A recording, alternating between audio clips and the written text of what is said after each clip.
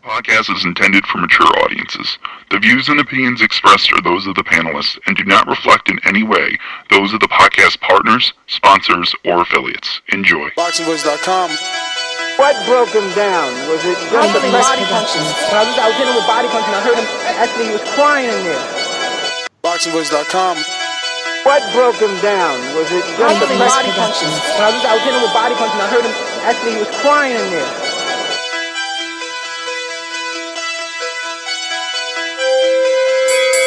You were saying that Biggs was crying when you hit him? Yes. When did that happen? And perhaps the fourth round on. BoxingVoice.com. So that you knew you had him by that time. Absolutely, but I knew he was tough and taking those punches. Yes, welcome back, ladies and gentlemen, to another edition of the Boxing Voice Radio. It is Sunday. Sunday is Crow Day, and I hope you picked them right. I know I damn sure ain't picked Tyson Fury to get a knockout in 2 rounds, but that's what we're going to be talking about. So if you're interested, you know the number to call in, 1-425-569-5241. Press 1. One time and voice your opinion right here on the Voice of the People hotline. Let me go on out to my co-host, Michael Gross. We're coming off a late start due to myself, so I'll take all the blame later on, but let's go. Dollar DiBiase Production.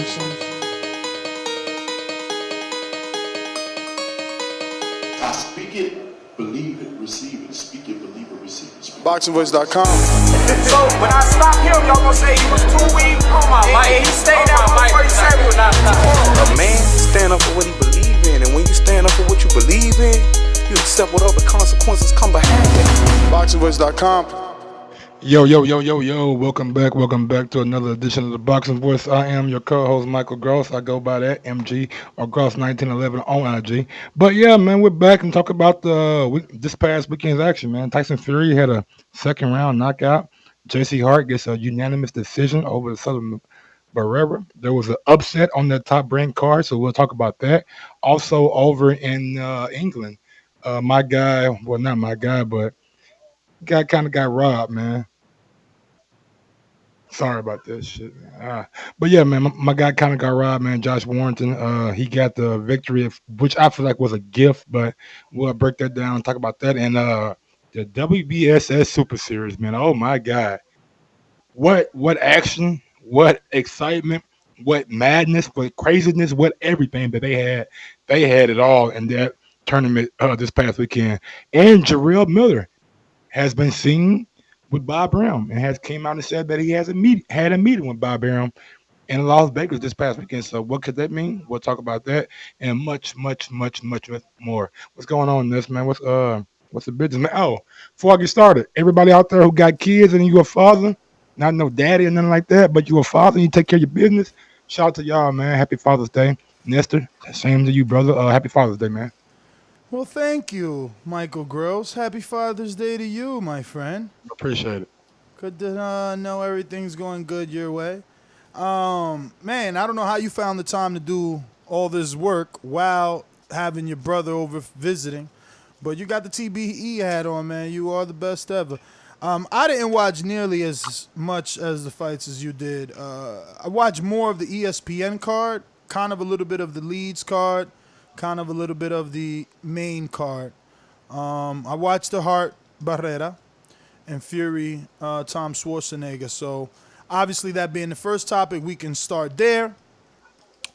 I mean, we did an immediate reaction show, and I was impressed with Fury, but not overly impressed because of the competition. But I am impressed because I really wasn't expecting a knockout, even though the betting lines knew he would get it. I still questioned it, and he came through. And really, you know, we didn't think Schwartz belonged in there because we never heard of him. But Fury showed that he definitely did not belong in there.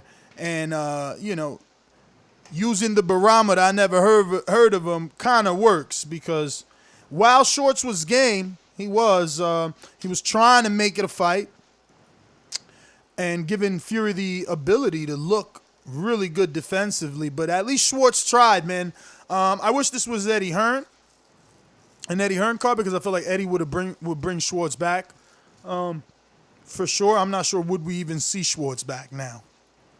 But I like the performance, from Fury. He switched from Southpaw to Orthodox. He did what he had to do. There's One another thing, tune-up coming, though. First thing off, man, this is not no little league, so you don't get a participation trophy or A for effort. You know what I'm saying? Even though he had effort, he did not have the skill or even the experience to be in there with Tyson Fury. Fury showed that in the first round when Southpaw second round, and he had no answer for that Southpaw and really got beat up. Got his nose busted, got his face busted in. Fury really showed a good change of speed on his punches, good punch variety, you know what I'm saying? Working that jab, then turning that same jab to a lead hook. I thought that was nice. But yeah, man, Schwartz wasn't supposed to be in the ring with Fury. But like you said, and like you always say, Top Rank does do good matchmaking. If one thing that they do, they do good matchmaking until their guy got to step up, and we'll talk about that later on in the show. But Fury, I mean, the theatrics, the singing, the post-fight interview. I mean, he did everything you could have done, and really, really, really. I wouldn't say captivated the American public, but he definitely seemed to try to ingratiate himself with the American public. I mean, the whole Rocky thing, the Apollo Creed thing, it was nice. It was cute, but I wasn't really feeling it. But I did think he sold it pretty good. So big ups to him. The lineage of all the past heavyweight champions that were in the hallway, that was cool. But overall, you know what I'm saying, it was a good night for, I guess, ESPN and Tyson Fury. See, I wish the fight was on regular ESPN and not ESPN Plus, so we can kind of get a Get barometer them of the numbers. viewership. You want Yeah, to get but them numbers. That's what I was interested in knowing, man. What this fight's done, but ESPN Plus. But that's is what we said or what we already knew. The budget is greater for ESPN Plus, so they got to try and get some of these high profile fights on there, and that's how you do it. You know what I mean? You're able to offer these guys some money versus not being able to be viewed as you might normally be viewed. You know what I mean? Because look, Crawford's doing almost $3 million, so it's a give and a take. Maybe they throwing you that check, but maybe And you good look losing from viewership. ESPN trying to make it seem like a big event. Well, you know what I'm saying? I had Shaq there, had Evander, had Terrence Crawford there, had some name, had Alex Rodriguez there. You know what I'm saying? So Jalen Rose, it was some names out there in the crowd that attended to really make it seem like it was a nice event. And the ring walk, you know what I'm saying? Even though some people like myself didn't like it, I thought it was good theater, and Fury sold it pretty good. What about the ring walk? I mean, I just wanted to feel it. You know what I'm saying? It was just like, Well, what oh weren't you man. I feeling mean, though? the What song was happened? What great, took place? huh? What happened? What took place? I didn't I watch mean, it. I thought it was a little bit corny. You know what I'm saying? What was corny? Mike is horrible at this, right, Just guys? I'm throwing my man mad hints for the casual fans that probably didn't see the ring walk. uh, yeah. I'm just saying it just like the outfit and the hat and I mean, it was just like you trying to copy Rocky. I mean, I guess it's a nostalgia kind of thing for the viewers and the boxing fans. But for me, I was just like, I could have thought of something better for you, homie. You know what I'm saying? Just come see Mike when you want to do a ring walk, and we'll have that bitch busting. Trust I me. don't know, man. I think he touched a lot of different generations by choosing James Brown for one, and then a movie as nostalgic as Rocky for two. I don't know. I think it was a good move. I didn't mind it. I was singing the song. Like, it was the easiest way to get us to relate. I mean, some people like red apples, some people like green apples. You know what I'm saying? All about your preference and what you like, what you don't like. I really just But I wasn't feeling consider it. green apples to be sweeter and less grainy. I feel like red apples are grainy. I like green apples too, man. They taste better with caramel. Yeah, well, I prefer peanut butter and green apples. Just get them for me if they're granny apples. Okay, That brand. granny apples. I Yeah, got that you, got you, brand. got you. I like the motherfucking the orchard Orchard, but I don't know. But yeah, back to see that's how much Fury like captivated us last night. Which we're talking about apples, but yeah, man. Overall, I don't man, know. I think the people think you're just a hater. I mean, I was maybe, reading the comments and they thought we were haters. We were too far up Wilder's butt to appreciate Fury's greatness. what greatness did he display last night against a guy? I mean, but I Well, can't I mean, say that because he switched from orthodox to southpaw, just like Crawford. When he got to the Crawford stance is when when he got to the southpaw stance as Crawford is when he took over and took his man out, like Crawford. Now Crawford, like when Crawford wants to take you out, he'll switch orthodox and really get you up out of there real quick. But I mean, back to Fury. I mean, I'm not going to say that it wasn't like an impressive like a performance because you don't play with your food. If a guy's not supposed to be in the ring with you, you do exactly what Fury did last night. Don't let him touch you and get his ass up out of there. So I can't hate it on that fact. I just I guess just like the whole presentation, man, even though it was like good for the casual fan, like for the hardcore fan, like, man, millennial title, man, what the fuck is y'all doing? But y'all trying to really, really pump this damn millennial title up, and y'all ain't got nothing to show. Y'all ain't got no belts. Y'all just got words for the people. Like, come on, man, we got to start doing better than that as a boxing family as a whole, because y'all making this guy seem like he's just a clear cut number one favorite in the division when he got to fight Deontay Wilder in a rematch. You know what I'm saying? The longest reigning champion. He been champion when Fury was champion. He was champion when AJ was champion. Now he got champion again when Charles Martin was champion. He been champion now that Andy Ruiz is champion. So he's seen 4 different champions come and go, and he's still been there. Y'all got to appreciate greatness, man. That's all I'm saying.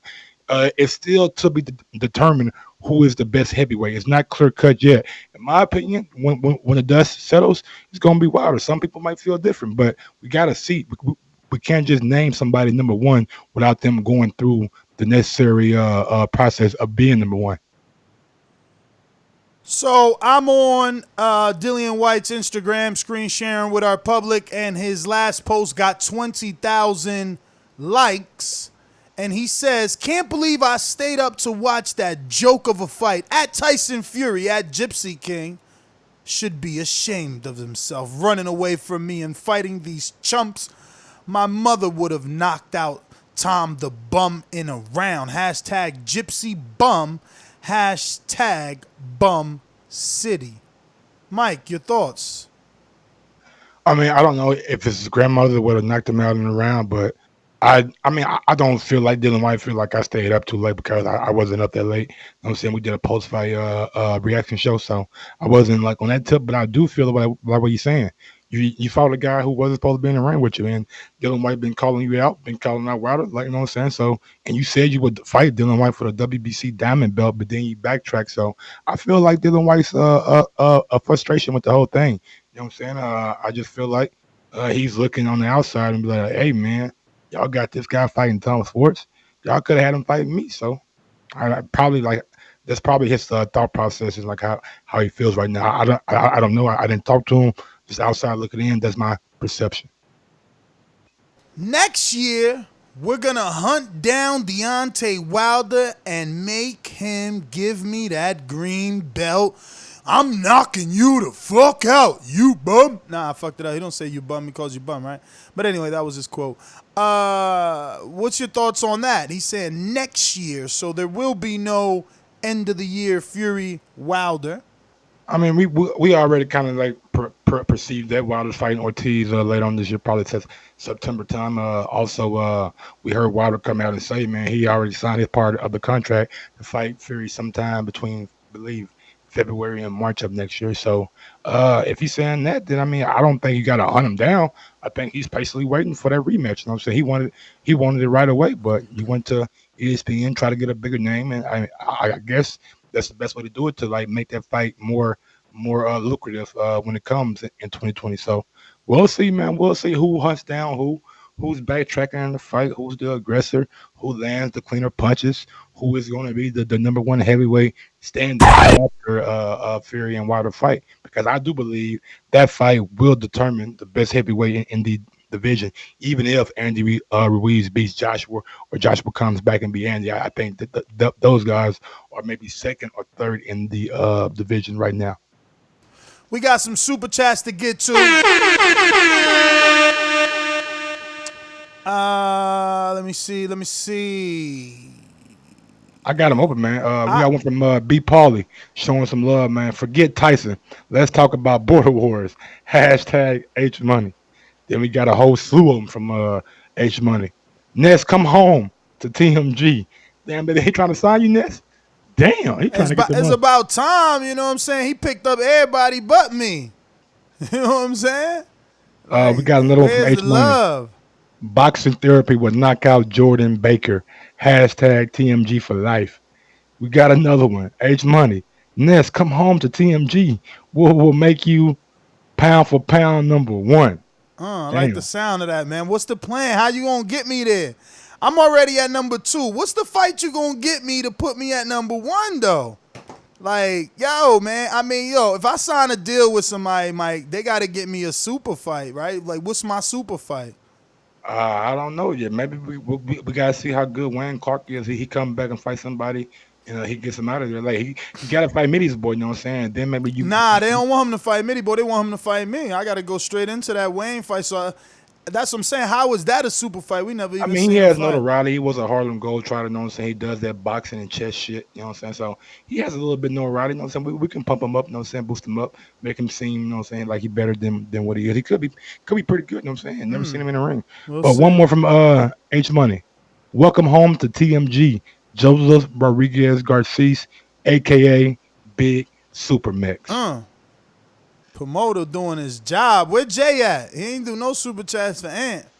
I ain't see shit go down for TMT too. Where Jose at? Hey, why you fucking with goddamn Jay? Nah, man? because I thought Jose and Jay did I mean, Jose said they he got just something. signed a multi-fight, like a merger. They did a top-ranked Frank Warren-like merger, and they still ain't bubbling. I remember when Frank Warren and Top Rank did that shit. Like the BT Sports footage that they putting out is like every day. You know what I mean? They definitely getting the word out there. So I don't know, man. They gonna have to do something, bro. They gonna have to do I think something. Jose got something special planned for his fighters. You know what I'm You saying? think I seen him over there in the super chat. I heard Mitty in the, want to get into the promoting game. Maybe Mitty need like a U.S. CEO, man. Maybe he need to holler at Info Joe or something. Give him a little U.S. CEO that could attract some fighters for him because Mitty's a respectable guy. Yeah, we got man, a super definitely good chat trainer, from too. Andre Diakonu who says ESPN showing Fury with mixture with LeBron, and Davis. NBA news for the past 24 hours. ESPN going to come back with more BS on October 5th date with a bum right at the start of the NFL season. Hashtag media control. Oh, absolutely, man. The minute I seen that little motherfucking animated Tyson Fury in the middle of the real thing, which was AJ and Wilder, I'm like, no, this is crazy. Like, if you're gonna make one animated, make them all animated, so all of their muscles are defined, so all of them look, like fucking superheroes, not Maybe just they one. figured Wilder and Joshua didn't need it.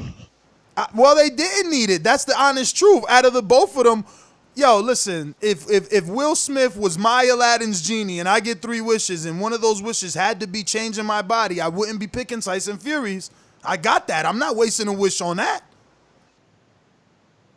I feel you. I wouldn't even waste my damn body. I just hit the gym.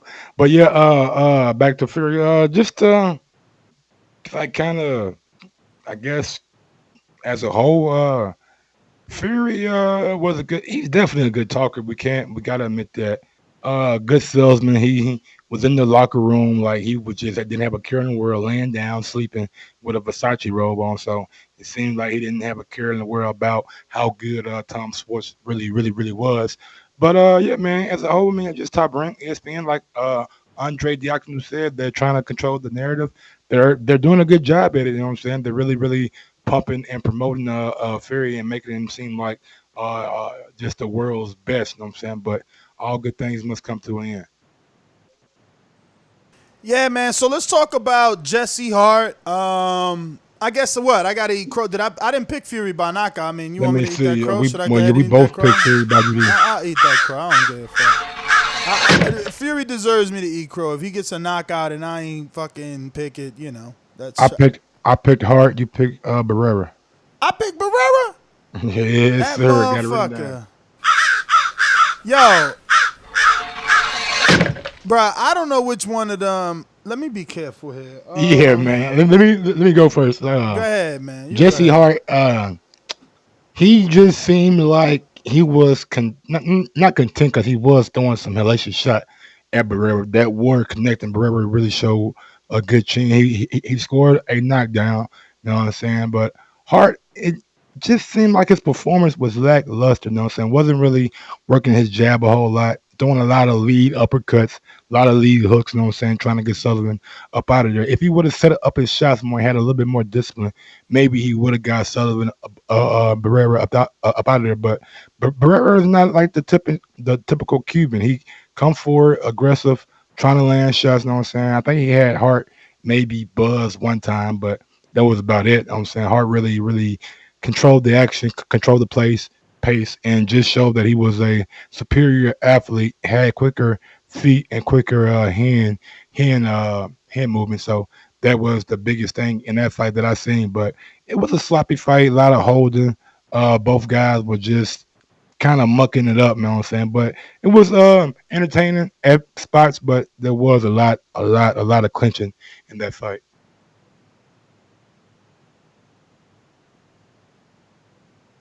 Yo, I felt like the ref was over injecting himself into this fight. I felt like he was only critiquing, criticizing, and complaining about Sullivan Barrera and his holding. But Jesse Hart, man, bro. It was just Saturday night that we were saying Tim Bradley was a company man, and that was because I watched the main event before I watched the co-main event. Now, he was honest. Now, in the co-main event, he was honest, which is fucking shocking, okay? He's shocking. He's honest with the B-side black guy. It's fucked up. But he ain't honest with the public with Tyson Fury. But he was brutal. I wouldn't call Jesse Hart the B-side in that fight. Man, get the fuck out of here, bruh. Oh, not in that fight, but he's the B-side. Oh, yeah, okay. You even heard Tim Bradley. He talking about he moving up and he trying to prove something just so he could get back with Gilberto. Yep, that's what he's chasing. Like he was out in the interview, I believe, a couple months ago. Like, if he moves up, I'll move up. I need my get back. But you had two chances to get that get back, and you didn't do nothing with it. Well, I had one chance to get. Bro, he need to change the trainers. Yeah, his pops, you know what I'm saying? My guy Lennox Lewis said, you can't go to too many high profile fights, and high profile because the machine is behind you. ESPN, yeah. You know what I'm saying? So you in these high profile fights and you still standing doing the upright. same shit. Yeah, I'm not even gonna go down the list of mistakes. You squaring up, you know what I'm saying, when you throw punches. Even when you would escape, you were escaping with your chin up, you know what I'm saying, moving back. You know, it was a lot of little things that if you just corrected like the little things, and bruh, he and only beat Barrera because Barrera's 37 years old. Thank you. A younger Gilberto, every time he was trying to escape, Gilberto was punishing him to the body. Mm-hmm. Barrera just ain't got it. He just couldn't do it. And his timing was always off because he's a 1-2 puncher. So every time he tried to throw the 1-2, he ended up tangling himself up. Them dudes held more than fucking Marcos McDonough, Devin Alexander, B. Oh man, that wasn't the most holding that I seen this weekend, but we'll definitely get into that. But just man, Barrera, like you said, he's 37 years old, came through the Cuban system, so he probably had a lot of tough fights coming out of that system. 37 years old that we know of, so he could be a little bit older than that, and he just didn't look like the Barrera that we seen against like Shabransky or maybe, you know what I'm saying, he had looked. I just feel bad for him, bro. Like, he's gotten mad opportunities. I don't even know. Should we be, saying it's his age, or is it just him? I mean, he beat Joe Smith Jr., which is, not a great win, but it's a good win. The guy who beat Bernard Hopkins. You beat Shabransky, undefeated, highly touted prospect, and you stop him on, I believe, on an HBO card that was really promoted towards Shabransky. So he had some good wins, but same time, you know what I'm saying, at Father Time, it's undefeated, and maybe he just losing a step, and maybe he'll turn into that guy that when guys need to have a step up fight, he'll be that guy. You know I'm saying, to be a barometer because I don't think he's done. I believe he has some stuff left to give to the sport, but as being a high level contender or a world challenger, I think those days are behind him. Yeah, man. I mean, look, they still gonna need him. Like, I mean, what weight is that? 175? Like, fuck. You can still They put. invested, nigga. You can They still invested. give Barrera to Better Beef, you know? I'd rather take Better Beef versus Barrera than Better Beef versus Coing or some shit like that. One of these dudes that we don't even know their name, you know? And if not Better Beef, who is a champion and doesn't deserve such a tune-up, someone coming before him, you know? Not a Marcus Brown, but a Marcus Brown type. Someone 2 steps behind a Marcus Brown. You know, Barrera is still a good name to give some of these upcoming prospects, bro. And I do believe that the Sergey Kovalev and Anthony Yarde fight has been agreed upon, and they have a clause in there like they're a pullout or a fight cancellation. Then Anthony Yarde, I believe, will still get paid. So look out for the date and venue in that fight. I believe it's going to be in Russia.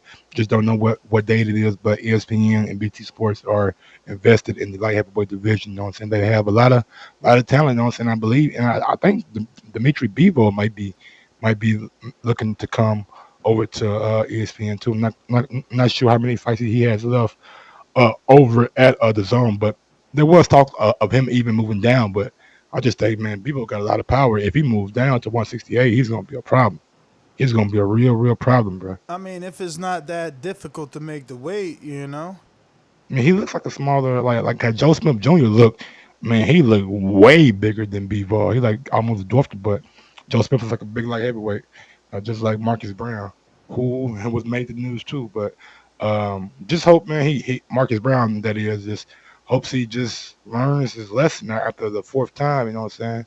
Leave well enough alone. You know what I'm saying? It just doesn't seem like it's going materialize to anything. So hopefully, I mean, I you seen don't- a post that he put out that said he's done explaining himself about this particular situation. Like, people gonna judge him regardless. So I think that's just it. Like, we don't know what's going on. We only know what's being Yeah, you get reported, but just don't put yourself. and what's being alleged, because until he's convicted, Yeah. I'm just saying, it's don't only put an yourself in allegation. that kind of predicament. You know what I'm saying? There's like orders and stuff in place, so just don't break them. Just respect the law and go about your business, man. Because you got a bright future ahead of you. You know what I'm saying? You beat Badu Jack, so there's more fights for you. You're supposed to be the mandatory for Dimitri Bivol. So just keep your head up, man, and just stay out of motherfucking trouble's way. Moving on to Michaela Mayer and Lisbeth Crespo. Michaela Mayer beat the girl. I believe it was a little bit closer than what the cards indicated. I scored it like 96, 94, 97, 93 for Mayer, but she definitely beat Crespo, who challenged for a world title, I believe, last year, when many people thought she won that fight. So big win from Michaela Mayer. She wants to fight the WBO champion, who is from Japan, or the WBPC champion. I forget her name, but she's looking for a world title shot next. If not next, then the fight right after she fights somebody else. But she looked good last night. Established the jab.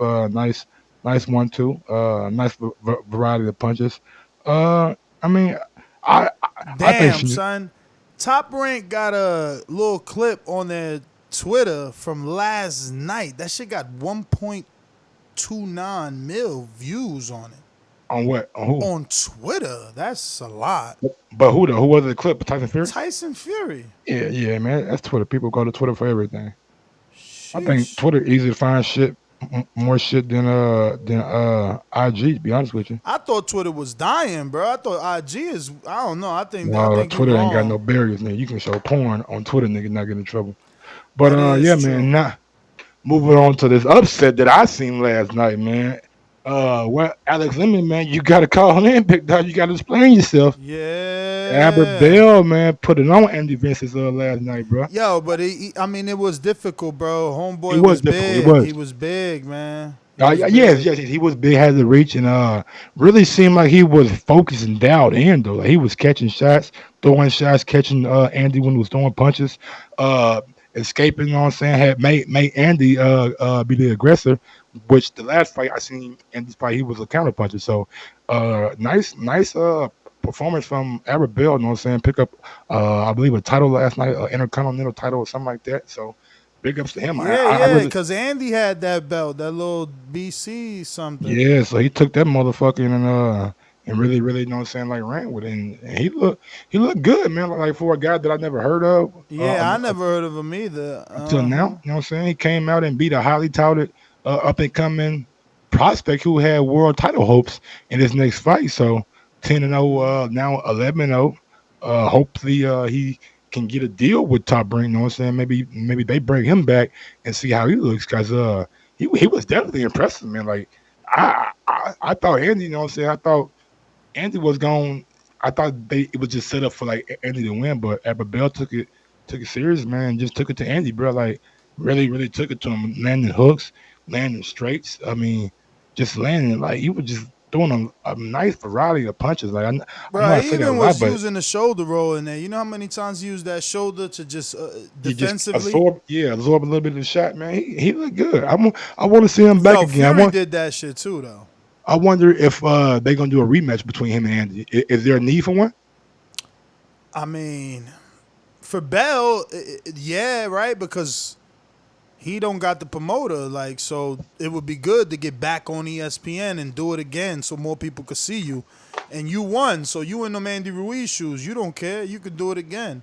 It's going to be even easier this time because now you know the dude. You comfortable.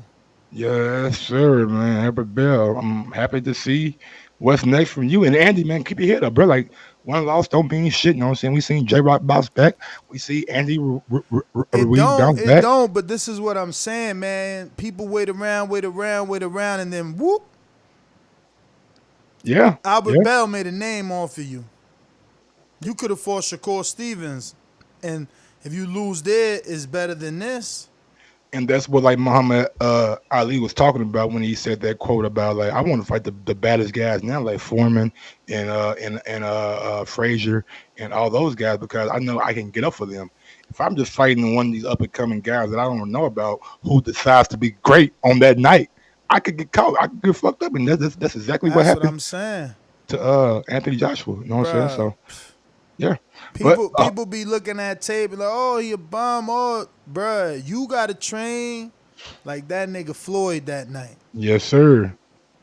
Like he coming to take your fucking head off. Yeah. Moving on to Guido Villanello, right? No, That's- Villanello. Villanello. Guido Villanello. He looked good. Man, he looks strong as fuck. He reminded me of Fury. He sparred with Fury. He looked good. He got another dad body, though, and I don't mean that he got a stomach. He just ain't got no, like, he's not a Spartan. You know what I'm saying? No. He like a Tom Brady kind of like motherfucker, just regular body having motherfucker. But he looked really good. Like, he Looks reminded strong. me of Tyson Fury, the way that he was boxing in there, moving and using the ring in his range. And obviously he had his hands down here and there, but I don't know. He's under 10 fights, but he looked better than the other heavyweight, Quadro. Yeah, Quadro didn't look good. I didn't even put him on the list, so. But Guido, man, and that's what I like about just the that whole ain't fair. fact. I went back and watched Quadro by accident, Okay. looking for the heart fight, and I mean, he didn't look as good as Villanello, but he didn't He got look, good- he yeah, he didn't got look good bad. boxing He skills. was doing great body work, combination punching, and he was pivoting a lot. He was just safer than all the other heavyweights that fought yesterday. Not sitting down on his punches by he was, pivoting a lot. yeah, because he's still in the amateur flow. You know what I mean? But from a technical standpoint, my man boxed well. Yes. You know, you just looking at his opponent, you like, yo, he in there with Marvin from Texas on Border Wars. Get him out of there. You know what I'm saying? But, you know, he ain't do that. Now, Villanello, he was in there with a Texas dude, and he didn't get the stoppage, but that Texas dude was game. You know? Villanello did get a stoppage. Who's the one that fought Cruz? Excuse me, Torres. I believe Torres fought. The Texas heavyweight. Yeah, I think Torres fought the other guy, because I looked at Top Rank IG and they got him get the knockout. Bro. I mean, I might be wrong about the knockout, but Torres did not fight the other dude. I'm gonna look it up. What you said his first name? Guido. Yeah, I got it. Guidovianello. I got it. Villanello. Yeah, man, he Walking looked down strong. the Definitely street. looked aggressive, which I liked. Want to say I King. want to see my They got this dude listed as King Hickman. who? Yeah. I just feel like, man, did they get this right? So wait.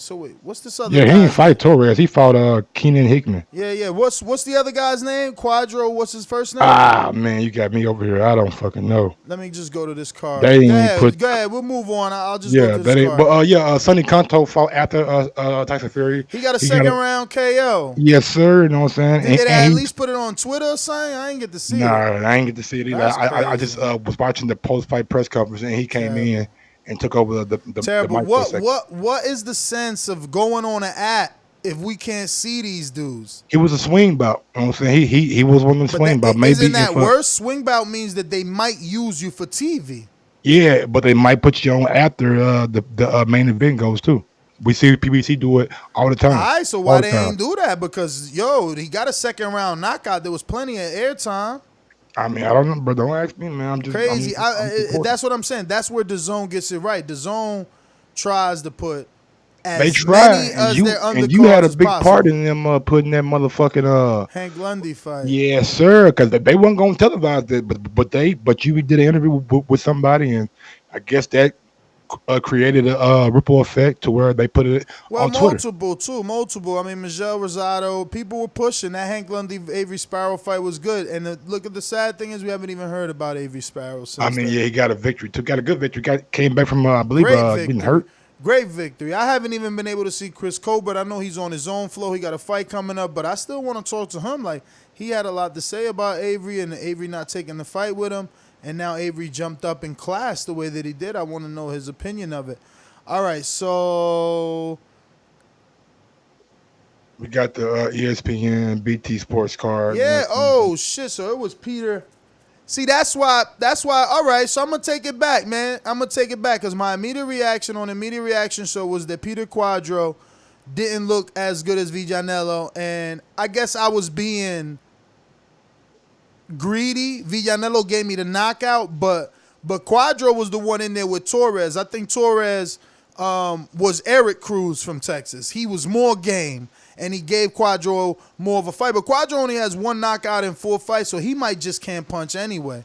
I mean, he's from Germany. Or he's still young. You know what I'm saying? He might be just not growing into his body yet. But he's a big motherfucker. No, I though. think that he's just boxing, bro. He's still on that amateur flow because he's throwing mad punches, combination punches, but he's, I seen him throw a jab and then jump out. Like, he don't want to engage just okay. yet. All right.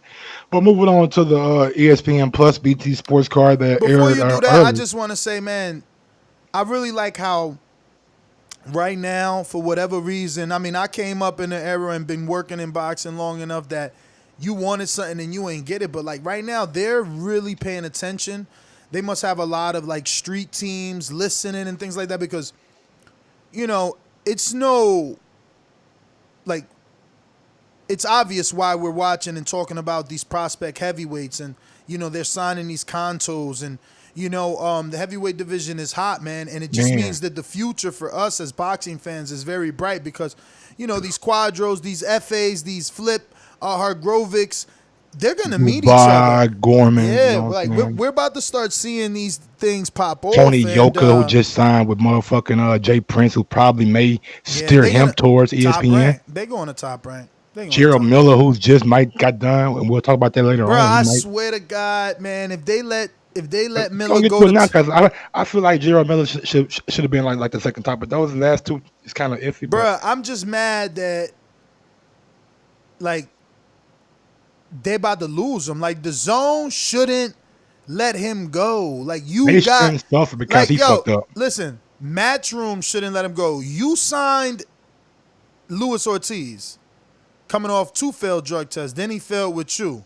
Because Luis Ortiz failed in the Latif Coyote fight, and he failed the drug test before Golden Boy signed him. They signed him with that failed drug test, and helped rebuild his story. Then he failed the drug test again. So, I'm not saying I'm condoning what Miller done. I'm just saying what I said that day. Somebody gonna sign him, and Bob ain't there. Bob, you think Bob's saying nice things about him for no reason? Bob You heard said me? some But shit look, like, look. "Oh, he's gonna bounce back and he'll be okay. He's a good kid." It's like, come on, bro, you about to buy his contract, huh? You know what I'm saying? Hey, one thing I gotta say, man, steroid allegations, failed drug tests, all that. Goddamn, Miller look like he ready for a motherfucker. You know what I'm saying? That nigga like he is in shape by now. You know what I'm saying? He look. You don't think so? Bruh, he took a picture in front of two bodybuilders and he looked like a little man. He a part, but you talking about bodybuilders? Though, No, bro. I hear you. I know. Look, I don't know what to believe about. I don't even know how to feel about Miller. Like, do I not want him to be re-signed? Absolutely not. That's not what I want. I want him to. I definitely want to see him fight AJ, Wilder, Fury, everybody. Dillian White. Fuck it, put him through the ringer. Let him come back. First fight, beat Luis Ortiz. I'm not of that mindset. Like, oh, ban him forever. Like, I get anybody who feels that way, and I respect them if they feel that way because, you know, there's plenty of people that have lost loved ones in this sport. But I'm also a minority, bro. I also come from, you know, like Big Baby and Adrian Broner like to say, you know what I'm saying? Cornflakes and water. So it's like, I need Big Baby to get an opportunity. Why? Because I need to keep believing that I'm going to get an opportunity. You understand what I'm saying? If I shoot his dream down, someone's going to shoot my dream down. Did you? I mean, for a person that like, you know, spend like a lot of time with Big Baby, interviewing him multiple times, did you ever like get that vibe? Nah, I never did, man. Exactly. You know what I'm saying? Me either, but Never did. But that don't matter, man, because That you don't don't know mean what shit. people taking in their house before they get to the gym. exactly. But yeah, man, if he signs over with ESPN, like what's over there for him? You know What what the I'm saying? fuck? Like, Everything's over the ESPN. ESPN slowly getting a little roster. It's a roster of like semi bums and shit. Like, I don't really care about Pulev. I don't care about Vijanello and Quadro. Like, I mean, I'm gonna watch them and watch them develop like I care about any other prospect, but they're not about to change the world and the landscape of the heavyweight division. Top Rank's biggest name in that order is Fury, Pulev. So, you know, Miller. he throw Reeves in there. If he comes through against White, shows a performance. Is it for sure that he's with ESPN? No, it's not. I don't Exactly. think so. So like Fury, Pulev, and that's it. You know what I mean? They need a name like Big Baby.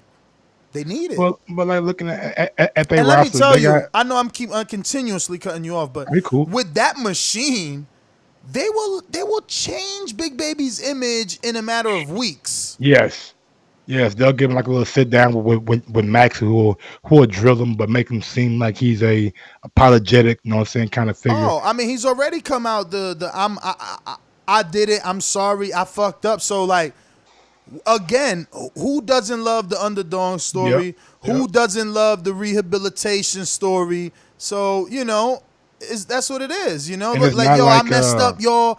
I just want a chance to prove to y'all that that's not the only thing that makes Big Baby Miller. You know, I just want to show y'all that I could do this, you know? And then people gonna ride with him. Yeah, and it's And not if like they don't, I'm cutting you off crazy. Are I'm you sorry. cool, man? And if they don't, they're Nah. gonna make him the enemy in the fight, which still sells. Like, you still need a good guy and a bad guy. And it's not like he did like a Lance Armstrong and came out and like vehemently like denied it and shit like that, and I got on Oprah, you know, say that he didn't do it, but it turned out that he did. You know what I'm saying? So it's like he came out, owned it, and like we all seen in the 8 Mile when Eminem started rapping about himself and all the shit he had fucked up. Niggas ain't really got nothing for you because you owned up to it. So people love a underdog story and love second chances. So we'll see how Miller bounce back. If he signs with ESPN, definitely a great look. Top Ring has the 175 division on lock. They have Crawford at 147, Loma at 135, Teofimo 135, Richard Comey at 135. The guy Luke Campbell who's gonna be fighting Loma on that network. They sent Jose Ramirez over to fight Maurice Hooker. They got 126. You know what I'm saying? So they got some fighters, bro.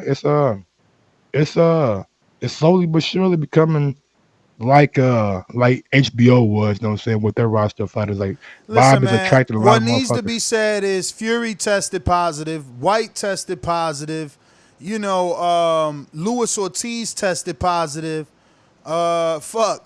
Big Whatever that Baby. Russian name dude, Andre Wozchuk tested positive when he was gonna fight Wilder. Yeah, Povetkin tested Povetkin. positive. And, Lucas Brown. and Lucas Brown, but Luis Ortiz multiple times. You know what I Yeah. mean? So Dylan White. like, I don't know why they're, I see people like, oh, you guys, honestly, I can't believe you guys, and oh, you guys are some dickheads, and it's like, whoa, stop acting like there's no repeat offenders still in boxing. Oh Like, yeah, we got absolutely, bro. This motherfucker. we got plenty of people. Didn't Berto pop? Yes, he did. Yeah, Didn't yeah. Lamont Peterson pop? Oh, Yeah. yes, he did. Like, the list goes on and on and on Yeah, and on. Galahad just fought for a title. And he popped before that. So, like, Billy- to say, Billy Joe Canelo Saunders popped. just fought for a title Canelo his popped. last fight. The face of boxing popped. So, like, to say that, Canelo, man. we are wrong for not wanting Big Baby to be fucking banned from boxing for the rest of his life. No, you're wrong because your energy ain't the fucking same. And that's what I mean. Y'all biased. Y'all don't got the same energy towards everybody. Because Luis Ortiz still out here boxing with multiple failed drug tests. Latif Coyote popped himself. So many, man. Lamont Peterson had fucking testosterone pellets under his arms, champ. Like, what the fuck, man? Get out of here. Gamboa was in the same A-Rod scandal in Miami, and this off the top. I'm not even Falco. Googling, bruh. Not even Falco down Googling, in bruh. Miami, nigga. Shane Mosley pop. Come on, man. The list is crazy right now. Crazy. Yeah, man. And let's just throw in there, first time AJ do American Shannon Vada, he Buchanan. get concussed. Let's go, champ. Let's go. Shannon, Frezzo Kendo. I Oh, mean, shit. come on, bruh. Anybody that train in Miami popping, man. You see Keith over there on that clear water. You You know what I'm goddamn saying? right in Staying that away Clearwater, from Florida. them motherfuckers. Roy Jones Jr., my guy, your guy. Yo, Tarver from Florida, he pop. Yo, and he got it. Yo, and he popped a couple times, okay? So that's what I'm saying. Like, let Big Baby get a time back. Now, I know that was quick, though. This is quick to come back. Like, yo, you just popped 6 weeks ago. It's crazy. We could forgive you that. Yeah, it was 6 weeks ago. Because Andy Ruiz had 6 weeks to get ready. It's about 8 weeks. Yeah, so now it's about 8 weeks. You're right about that. Throw another extra 2 in there. But that's what I'm saying. 2 months go by, and we good. Yeah. We'll see what Big Baby does, but like I said, it's a good look for ESPN. Maybe they'll match him up with Fury if Fury is able Bruh, to. look at Ruin the 504. I'm not using any accusations against AJ. All I'm saying, AJ was the one in the corner talking about, yo, why I feel like this? I don't know why you feel like that. Because the excuse gonna be he was concussed, which he could have been. Yo, so what you think about that? You know what? I'm going to just be honest with you. I ain't watched nothing else. But that. Really? Yeah, ESPN, they got me. I watched only ESPN. I watched, Let me go- you know who I watched? I ain't even watched Galahad. I watched didn't that watch dude. Galahad? No, I watched that other dude, Fury's best friend. Galahad. Nah, Fury's Oh, you best talking friend. about Kelbrook is Galahad's best friend. Isaac Lowe? Isaac Lowe. I watched Isaac Lowe. I ain't watch his fight, man. Yo, he was good, but after the 7th round, I was already mad. Like, oh, you really ain't gonna get him out of here. You just a good boxer. Like the saying goes, like all of them. Feathers Well, of I a- did what watch you that saying? Josh- What's saying? Birds of a feather flock together. So you saying Isaac Yes. Lowe and Tyson Fury both don't get knockouts, even though Fury did, ironically. Billy Joe Saunders didn't get one when we won his title against a nigga we didn't even fucking begin to know who the fuck he was. Yo, but you know what though? If you top rank, because all the other news is whack, man. Fuck all that shit. Let's just go to the calls after this. Hold on, man. Fuck that. You got me writing all this shit down. I think I'm about All to. right, but let me just tell you this. If you top rank, right, you already trying to make Fury the great white hope. Why not sign the bad guy? Why not sign Big Baby Miller? So that you could get Fury, who's a talker, to go, I'm going to beat the living hell out of this drug chief. You ain't nothing but a bum. Let's see how you can do without the drugs, you bum. You know what I'm saying? And then you got Big Baby Miller, who's a talker himself, setting it up. What is the casual fan looking at? You know, who 99% of the casual fan, you know? One guy looks just like the other guy. So it's Yeah. like, oh, he did that to that big guy. He could do it to the other big guy. You know what I want to add in there, but they about to beat on Mike. You heard that shit? Mike over there touching nigga shit. You better stop, Mike. Ah! Yo, you over here on that bullshit. Don't be touching my shit, Mike. Look at Mike. Yo, don't smack me in front of the camera, bro. I got the camera on me. Anyway. This nigga right here. But now, man, moving on to the card, man. Kid Galahad. Damn, no thoughts at all on that little theory I made up? You suckity suck. It's like, nigga, the age of time. You put one race against another race, black and white, make a nigga seem like he better than the other, and you put him in the ring.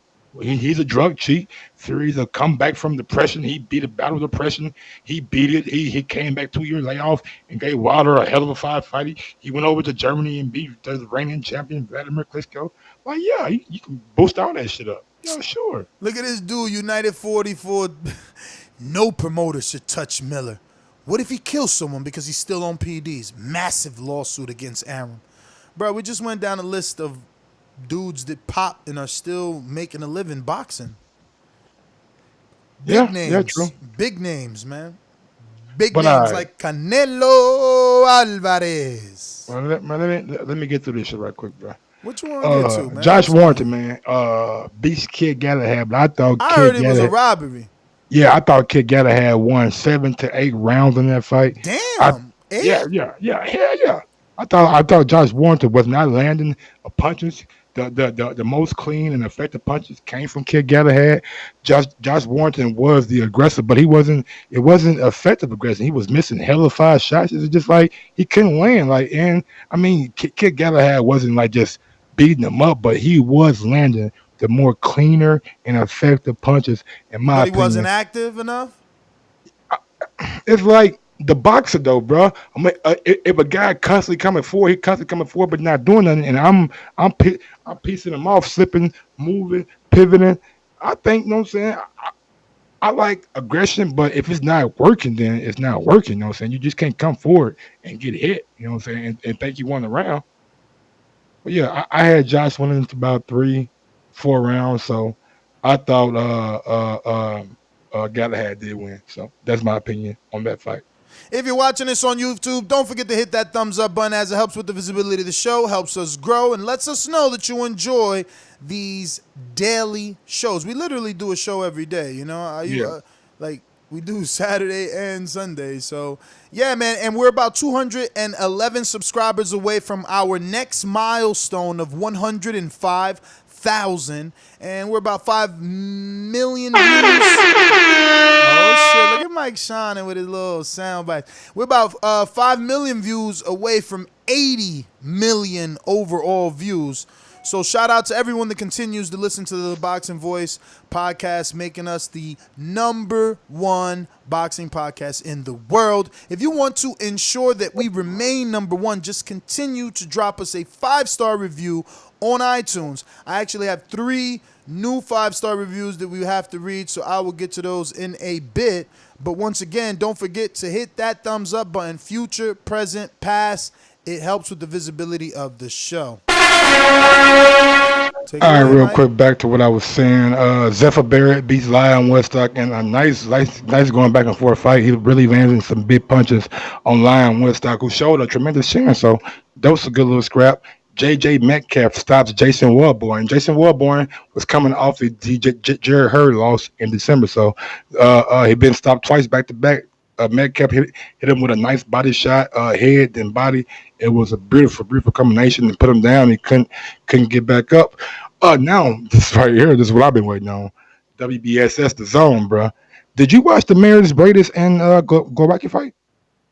Bro, I seen you in 2 separate chats telling people to watch it, telling people to just go to YouTube. I told you I watched that clip on Instagram, and it ruined it for me because it's like I know the outcome and I watched the knockout, so it was like I don't feel like watching them other 3 or 2.5 rounds because I seen that last round.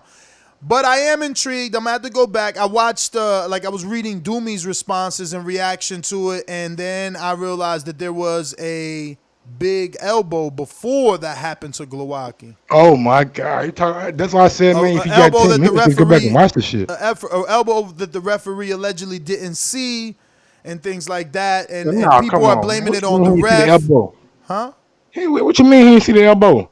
Yeah, well, they're blaming it on the ref. They're saying it was terrible Yeah, officiating. terrible official. Hold on, let me go, cause you ain't even watch the shit, so you don't know about it. This motherfucking Martis Bradis, I guess Glowacki kind of hit him when they were inside the clinch when the ref said break. This motherfucker threw a backhanded John Jones elbow. If you know who John Jones is, nigga threw a motherfucking John Jones elbow landing flush on the jaw of Glowacki. Glowacki stepped back, felt it, went down. You know what I'm saying? Looked like to me like he was, because it was a clean ass shot.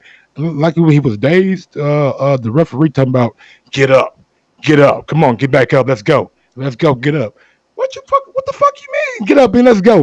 Nigga just hit me with a motherfucking elbow. I ain't about to get up and go no fucking where, nigga. I need my fucking 5 minutes. He ain't even try to give him 5 minutes. He ain't even say, man, you got 5 minutes. He ain't say none of that shit. Told the nigga to get back up, let's go. Had about 30 seconds left going that round. Them guys duking out. The bell rang. Ding, ding, they still fighting. Ding, ding, they still fight. Ding, ding, the bell go off about 15 to fucking 20 seconds, bro. They still fight. Drop a bird, not fucking trying to break up shit. These niggas still fighting. Brady's hit him with a nice 1, 2, 3. Pop, pop, pop, pop. Dropped his ass into the round. He was dazed, made it back to his corner, came out that second round, and motherfucking Brady stopped his ass.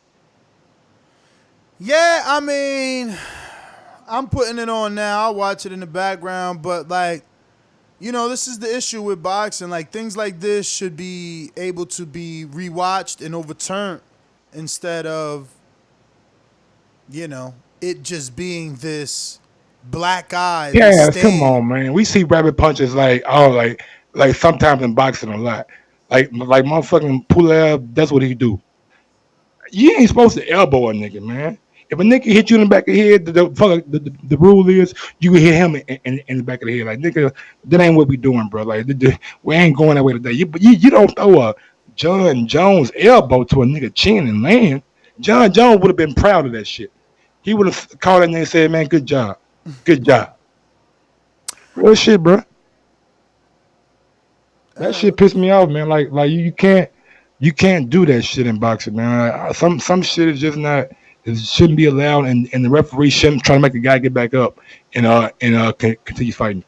But yeah, that's my let's little hope that, you know, the Iolis and Kims and all the Pugmeyers, you know, they because this guy is Robert Byrd, right?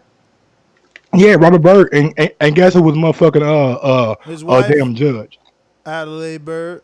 and I think that's why the WBC. And this what I'm telling you, WBO is the sanctioning body, so they are in charge of getting this referee here. And the WBC withdrew their sanction and their belt from that fight because they didn't like how the WBSS handled a situation, I guess, pertaining to that fight. So maybe that was the conflict that they seen. Yeah, man. I mean, look, dude probably was like, yo, if I ref the fight, it's a 2-for-1 deal. You know, I ref, my wife can be the judge. This way we both get a vacation. We fly in together. You know what I'm saying? No, you come on, man. Fan, you going to work, man. I'm bugging no goddamn vacation time. Fan, you laughing. If you want a vacation, nigga, put in for a motherfucking a vacation. Bruh, how is this a vacation? You work on Friday, man. You work on Saturday only. How is it not a vacation? Stop it, bruh. Nigga, get there early. I'm pretty sure he got get there early. You cool with the promoter. You ask the promoter to fly you in on Monday. What you talking about, man? I'm sure he has obligation that he has to attend to that week. Hopefully these sanctioned bodies not just letting a nigga show up on Saturday and he's not going through nothing through the week. I hope they ain't doing that. If you are, that ain't how you run a business. But anyway, yeah, man. Moving on to this next fight, man. Yurnir Dorticos. Damn, this was Southpaw Orthodox. OMG. Yeah, I seen that. That was crazy. Dorticos. Instagram is killing television though, bro. Oh yeah. Because I seen that knockout on Instagram too, and it's like I'm not about to watch that fight. I've already seen what I need to see. Did you see the fucking picture from the area view? Dude, Yes. Oh He wow. looked like Michael Jordan Oh jumping. wow. You talking about Brazil shit look crazy. That shit look crazy. I seen it, man. Bruh, And the I man, fact, and to the beat it, man, you fact, my guy, bro. Get back in the ring, you know what I'm saying? Get your bearings back and come back stronger, better than ever. But nigga, you got knocked the fuck out, homie. bruh, the Mm. fact that the World Boxing Super Series, it's like the Zone. You know, these dudes don't get in the ring and they got jokes, man. The Zone, AJ loses, they put Drake curse real and they put AJ's picture with Drake. And then World Boxing Super Series did the same thing with Tabiti and Drake. It's like, yo, that Drake curse real, but then like, where the fuck is the like sympathy, empathy? Like, Ain't no ain't sympathy, nothing. nigga. It's the internet. You want sympathy, nigga? Take your ass Nah, to the house. internet. Listen, a troll, a boxing fan, that's different than the fucking network you work for putting you on blast. What does the network want when they post something on Instagram? Impressions and fucking A reaction, thank you. They right? want that. But again, damn, I And thought you was my engagement. man. Thought you was my man. I That thought ain't we my was man. fly. We ain't signed to beat it. That ain't our guy. He just fighting on alright, the but you platform. looking at it from a one case scenario. I'm looking I'm at looking it at as it a from a business collective. I'm looking perspective. at it like, yo, the Zone did it to AJ. Now they doing it to Beatty. It's not about signing the or not Zone make it signing. clear, I think nigga. it's just disrespect. At least distasteful, man. Bro, the Zone make it clear. If y'all take our money, we gonna push for certain fights. We gonna try to make certain fights happen. We don't want to hear that. I don't want to talk about Wilder. No, yeah, you want to talk about Wilder? A Triple G, you gonna talk about motherfucking Canelo? All right, Oscar, we want Canelo and Triple G. So y'all took that money. Just know, we ain't really know what I'm saying. We the NBA. The NBA make fun of players all the time. Got a segment called Shaq the Fool. You you fuck up that week, you will be on Shaq the Fool. And it's funny as hell. So it's not like that the Zone is not doing something that's different. It's boxing. I mean, niggas getting knocked out. That's part of the game. And what attracts the casual person, casual fan? A motherfucking show like Showtime Knockout, like Dory Coast put on. Good Lord, that right hand came straight, short, bam. The beating ran right into that motherfucker and went to sleep. Bruh, his shit was just sharper. It was tighter, straighter. Because Tabiti was in the process of throwing and possibly landing his own. Yeah, Tabiti was fucking holding the whole fight, my nigga. Yeah, but I'm talking about you talk about nigga holding. he was about to let I that got one this go. interest. I'm like, nigga, ref. And the ref took a Yeah, point for but you holding. know that comes from feeling that power. Oh yes, sir. Yeah, no doubt. We knew who the bigger man was in that fight, no doubt about it. Dirty Coast established that from the jump. He was the aggressor, made to be the hold on multiple occasions. Finally, the ref took a point, and Dirty Coast said, "Shit, this ain't going to the cards. We ain't making out this round, homie." Caught him with a nice short right, man, and put his ass down. Real shit. Get on to these notes right quick, man, so we can get out to these callers. Like Cowboy and Dmitry Kudashov. That fight was crazy. I just watched that fight about 30 minutes ago, an hour ago. Did you watch the link that I put in the chat? The what? That link that I put in the chat, that fight link. For who? Makabu. Versus who? Dmitry Kudashov. Dmitry who? No, seriously. Kudasov, you said? Kuda. Who he signed to? Kudashov. Who Kudashov signed to? I don't fucking know, man. It's a fight over in fucking Russia, my nigga. Damn. I put the link in the chat, bro. Like this fight was crazy though, bro. It was all action. Them niggas was throwing leather from the jump though, man. That shit was great. So you saying Makabu went life and death with a dude you never heard of? Essentially, is what you saying. No, I think dude fought You in saying the. Tony Bellew's biggest win, his claim to fame, went life and death with a journeyman from Russia? Tell me again. No, man, dude fought in the Super Series last year, man. Okay. Dimitri did. Oh, he won in the Super Series. No, he lost the first round to. So a dude that you only know for losing in the World Boxing Super Series, when you go through his resume, you still don't know nobody. I mean, he had a tough fight. His first fight with Dirty Coast. If that's the same nigga. I mean, look, man. So Makabu was having issues though. Hey man, that shit. Nah, yeah, Makabu was having issues, but he was fucking that nigga up, bro. Elm said Makabu was shining. Man, he Elms, if was you don't fucking get your nigga whack up, ass out of here, He was though. Yeah, he was I don't fucking even know dude why with y'all the watch break, that bro. fight. Y'all can tell y'all Bellew fans. Y'all watch that to fucking validate Bellew. Nah, I was just watching because I know the nigga fought Bellew. I just want to see him fight again. Like shit, I wasn't doing shit but getting the show ready. So while me getting the show ready, I'm watching that fight. So yeah. Also, Jack Kuklay got a victory. Tyrone Zoe Who got a he KO. fought? Who he fought? Dorian Bramer got a KO. Andrew Maloney got a KO. Dylan White, like I said, he said it. WBO said they won't be stripping Andy Ruiz or putting any mandatories on him. The belt will be on the line in the rematch. And Censor Superbad Estrada gets a victory on Thursday. So big ups to her. And happy Father's Day again to everybody out there listening in the chat, catching it on replay. Smash that thumbs up, man, and happy Father's Day, bro. To every father out there. Not no nigga just making babies and ain't taking care of. Fuck y'all niggas. Well, y'all ain't say that, man. Motherfucking Glowacki punched the shit out of Midas Britis in the back of the head. So? It was Britis' fault for ducking that. No, what you mean so? Nigga, hey, it was an accident. That's why I told you. It was an accident, though, bro. That's why I told you need to be spawned instead of just punching on the back. You crazy hell. Your own coach will tell you. Oh, we fucked him up. Your own coach will tell you don't wait for the ref to fucking, man, you hit that nigga cheat. You hit him right back. Exactly. That's what I said. And that's exactly what happened. With an elbow down this? Bruh, you cheat, we cheating. So what the fuck? Like, y'all niggas is crazy. Y'all break the My rules, nigga hit him with and the then glove, y'all want. nigga, you hit me with the bow. Bruh, you break the rules and you want to be treated properly. Come on. It was an man. accident, though. Damn, British just mollywopped him. He was already confident as hell. He had his hands there and then popped him with that. Oh my God, Glowacki Wait till the drunk. bell ring, my nigga. He drunk. Wait He till drunk. the bell ring, my He nigga. drunk. They throwing shit at the bell, bro. Swear to God. He This drunk. nigga, yes, boy. He said, Look, nigga, look, if we it's cheating, people- we it's- cheating. What It's kind of shit people is saying that? stop the fight. Oh, they did stop the fight. It's the bell, my nigga. Man, it's crazy. It's people in the ring.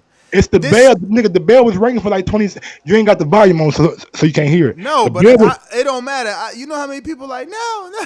the bell was ringing for like 20 seconds, my nigga. You thought I was playing. The bell was ding, ding, ding. Like, nigga, you can Listen, hear. all I'm saying is this is the type of shit that needs to be relooked at.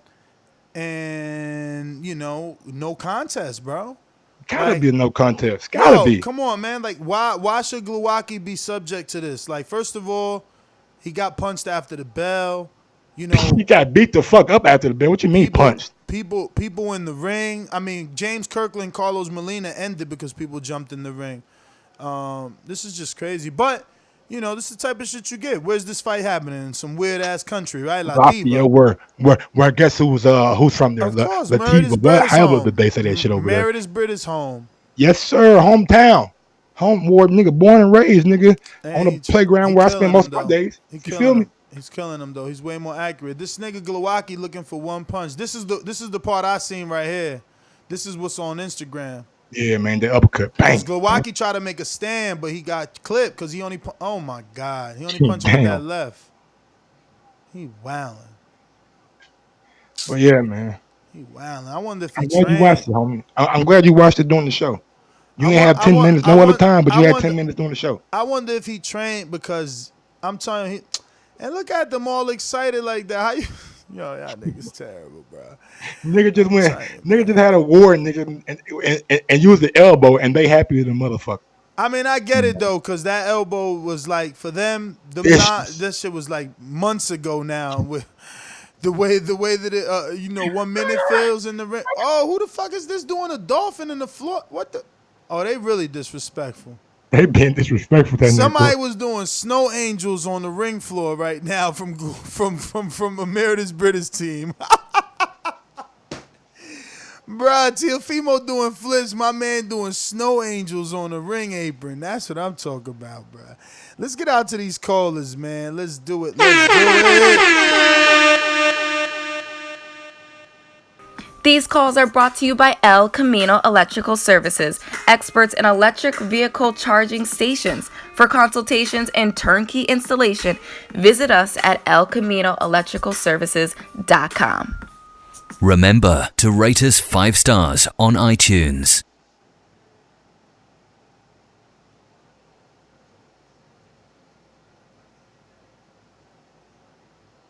Mr. Platinum, what up? Hello? Hello? We hear you. My question is, if Wilder and Fury have a rematch, what network do you think it'll be on? And who do you think will make the more money out of the contract? The rumor is it's going to be ESPN Showtime co-promotion. Co-broadcast.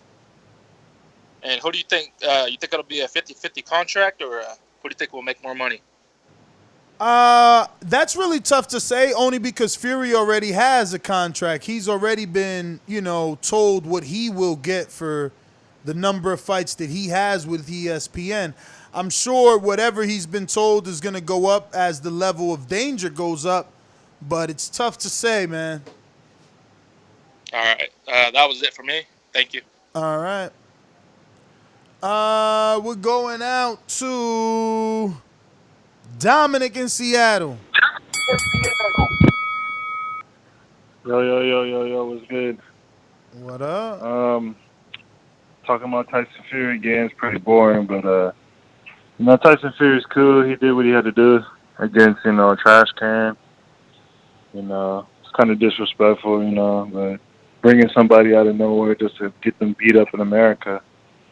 But, we'll see what he can do against the next opposition that's supposed to be top 5 heavyweight, Bob Arum said. Like maybe Dillian White, that would be bomb to see if he really got it in him still. Or, Dominic Brazil, which would be crazy. Or fucking Pulev. Hell no. Don't let them think it's okay to give Dominic Brazil another shot at a top heavyweight. He need to bounce back. Well, what about Pulev? That would be a perfect fight for Tyson Fury. Yeah. Pulev is all right, but not Brazil. Brazil need to bounce back. He coming off a knockout. He need to rebuild. Your homeboy, Big Baby Miller. That's your homeboy right there. Yeah, man. We got to see what's going to happen. We don't know where he going. What's happening? You don't know. 2 PED test cells against each other. One doing coke and the other one does steroids. We'll see. And fuck the Zone, Mr. The Zone, fuck him. And this Mr. PBC. I'm out. All right. Let's go to Marcus in D.C. What's good, boxing voice, man? Yo. Look, Tyson Fury got his fight off. He deserved that after his war with Deontay. Now I guess his business as it's going to be. Yo, tell, damn,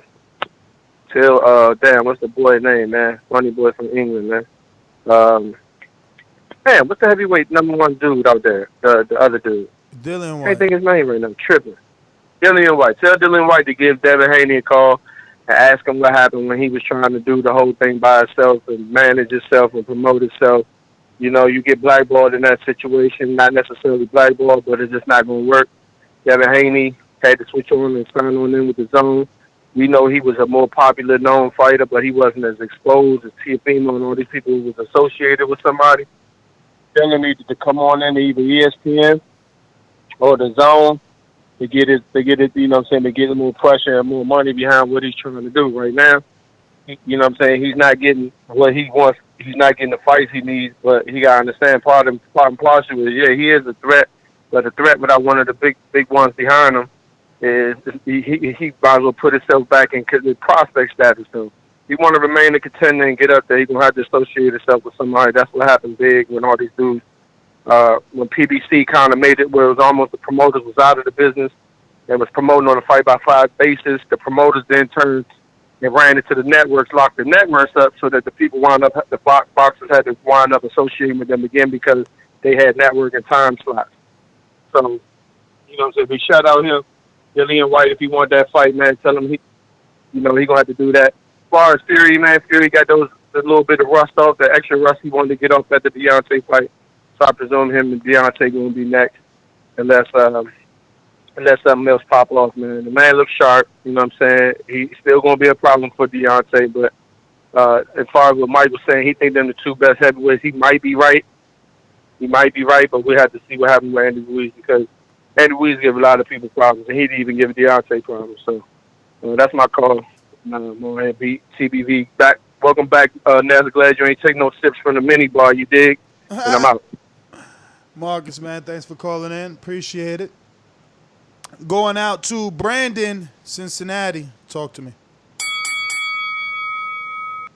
Yo, what up, Mike? What up, Ness? First of all, let me get my crow. I did pick Sullivan Barrera. That's the only one I got wrong this weekend.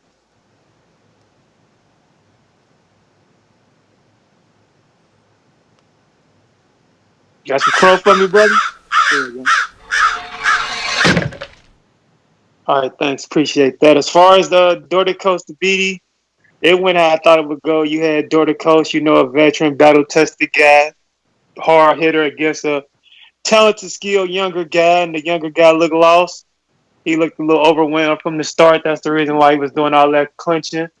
He was trying to box and move, but he wasn't relaxing. He didn't look comfortable boxing and moving. It looked like he was, a little overwhelmed in there. So that went how I thought it was going to go. I said Dordy Coast was going to win. I picked Fury by TKO. I mean, we all should have known it was going to probably be a knockout. They wanted to try to sell Fury on ESPN for his first fight, get people excited for him. So I expected him to get the TKO. And though he was fighting a bum, let's just be real. We've seen Fury in there with top opposition, and he performed well against top opposition. So we got to give him credit, no matter whether it's a tomato can or a top competitor. Fury does box well. He's a very good boxer, and he's a fucking great entertainer. I mean, the dude's a rock star. I mean, you got to love him. The post-fights, the singing, all that shit. The dude can put on a show. As far as Warrington Galahad, I scored the fight a draw. I think, Warrington won the last 2 rounds, and he pulled those last 2 out. That's what got him a draw. If you think Galahad won, I'll be cool with that. I just can't see nobody thinking Warrington won. I either thought it was a draw or you can either score the draw or Galahad by a round. And as far as Fury, like I said, a lot of people was getting on his ass, including me, about him signing to ESPN. But now that I think about it, man, I'm kind of glad he signed to ESPN because it's forcing Bob Arum and Al Heyman to have to work together to negotiate these fights. If Fury didn't sign ESPN, they wouldn't be forced to work together. And I just want to see all the promoters work together to give us these big fights. Because once they start working together for this big fight, they can start working together for other big fights. So it's good for boxing when they work together. So shout out to Fury. Like I said, I mean, I'm just waiting on the Fury Wilder rematch. So that's my call. Y'all have a good night. Thank you for calling in, brother. Appreciate you calling in. I've been really trying. Okay. That was for you and him. That was who? That was for you and him. Ah, okay. That was kind of corny. I heard his little indirect, his little subliminal. I'm just happy they're working again so they can work together for these other big things. Absolutely. We want to see big fights made. Mr. Infojo. This portion of the show we call In the Mr. Know, Infojo. presented by my brother. Yo, what's up, my boxing brothers? You hear me clear? Ain't no show without Info Joe, for sure. In the building, what's up, champ? Hey, first off, let me get my crow for Sullivan Barrera and Tabiti, man. Barbecue with a side of coleslaw. Okay, yes, sir. We take it down for that. Yo, first off, shout out to all the real fathers raising kings and queens, not whores and dope fiends. Shout out to those fathers. Yo, Tyson Fury, man, I got to give it to the dude, man. The dude can box his ass off. He's entertaining inside and outside of the ring. Hey, he did fight a low-tier guy, but he got him out of there in 2 rounds, so I ain't mad at him.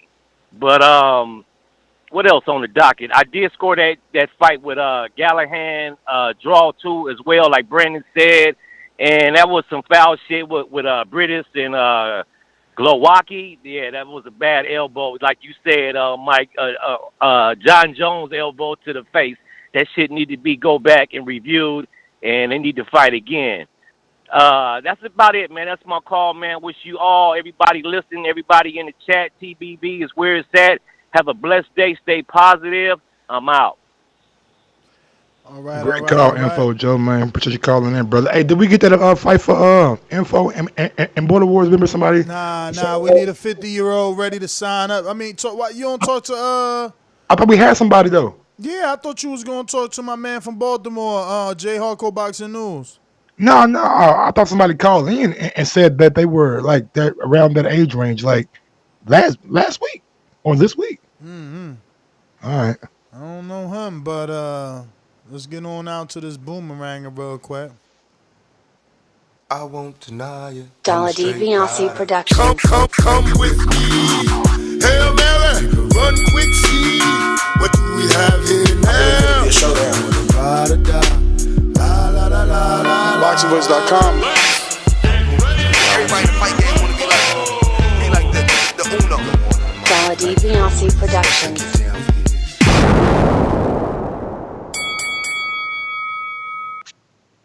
What's up, Boxing Voice, man? Happy Father's Day to everybody. Hey, man, you got some explaining to do. Thank you, brother. I'm waiting for that crow. I thought you guys were going to hit me off with that crow right off the bat. What the fuck? What the fuck? What the fuck are you thinking? Hey, let me tell you something, man. Who the fuck is Albert Bell? You called me one day when I was doing a show last week, and after Jamel Herring won his title, Andy Benson needs his shot. She needs his shot, Mike. He got to get it. He can't even beat a nigga named Albert Bell that me and this just heard of. Let me tell you something. I never heard of Albert Bell either, man. But let me tell you, Albert Bell looked like goddamn Maurice Hooker in there, man. Fucking used his distances, big as hell. He had the reach. Yeah, he played smart, boxed smart. I mean, Andy Vences did come in at the end there. You know what I mean? You guys saw that on the 9th and the 10th. Andy Vences was getting in there, outboxing him a little bit. I thought he was going to be able to get it. But it was a little bit, what's it called, too late, a little too late. You know what I mean? So, yeah, I got to give Albert Bell his respect. He won that fight. Andy Vences, though, man, he ain't no... like you said, it ain't over because I mean you guys seen him coming out, man. You give him back in there, man. You come right back on his feet. So yeah, I got that crow for that. Then what's the word on this? What's the word on this Thursday DAZN fights, bro? Why are they not on DAZN? Oh, you talking about the Golden Boy card? I don't know, man. It was on Rain TV. Isn't Estrada with Golden Boy Ness? Yeah, Shanisha Estrada with Golden Boy, which is with DAZN. I don't know, man. I don't know. That was kind of odd. Yeah, that keeps throwing me off, man, because I'm like, okay, it's a DAZN Thursday night fights, but it sure in hell ain't on DAZN, and I got to go somewhere else for it. Then what am I paying for DAZN? Maybe DAZN like has the right, like they do with like Matchroom, like when Dylan White passed a couple fights on DAZN, so maybe they got the right to like say yes or no. We don't want it on our platform. Yeah, well, what's his name? Skipper? Skipper better come out the pocket, man. Get those fights for us available for us, man, because I want to see those fights. And then, but I'm glad she won. Who else was? What else out there, man? I knew Barrera was gonna lose. Trying to think. Tyson Fury, man. I mean, yeah, he won. He was entertaining. He did it. He did everything. He did entertain everywhere outside the ring, man. But the fighter he was fighting, man, the level he was on, I was like, wow. I mean, I don't even know if I should, give credit to Tyson Fury or discredit him for the other guy. But good fights, man. Good fights. Absolutely, man. Hey, and shout out to Alicia Baumgardner, man, coming out and say shit. She'll destroy Mikael Mayer or something like that. A lot of shit been talking, man. That's why I love boxing, man. Let me go to Motherfuckers California. be watching Tube, and they'll sit back and they'll hear some shit or see some shit, and just be like, yeah, man, I can beat them. And I love Twitter and social media because when you think it, motherfuckers don't know how to think before they press in, but they just press in. Let me go And, out yeah, to man, California. go ahead. B.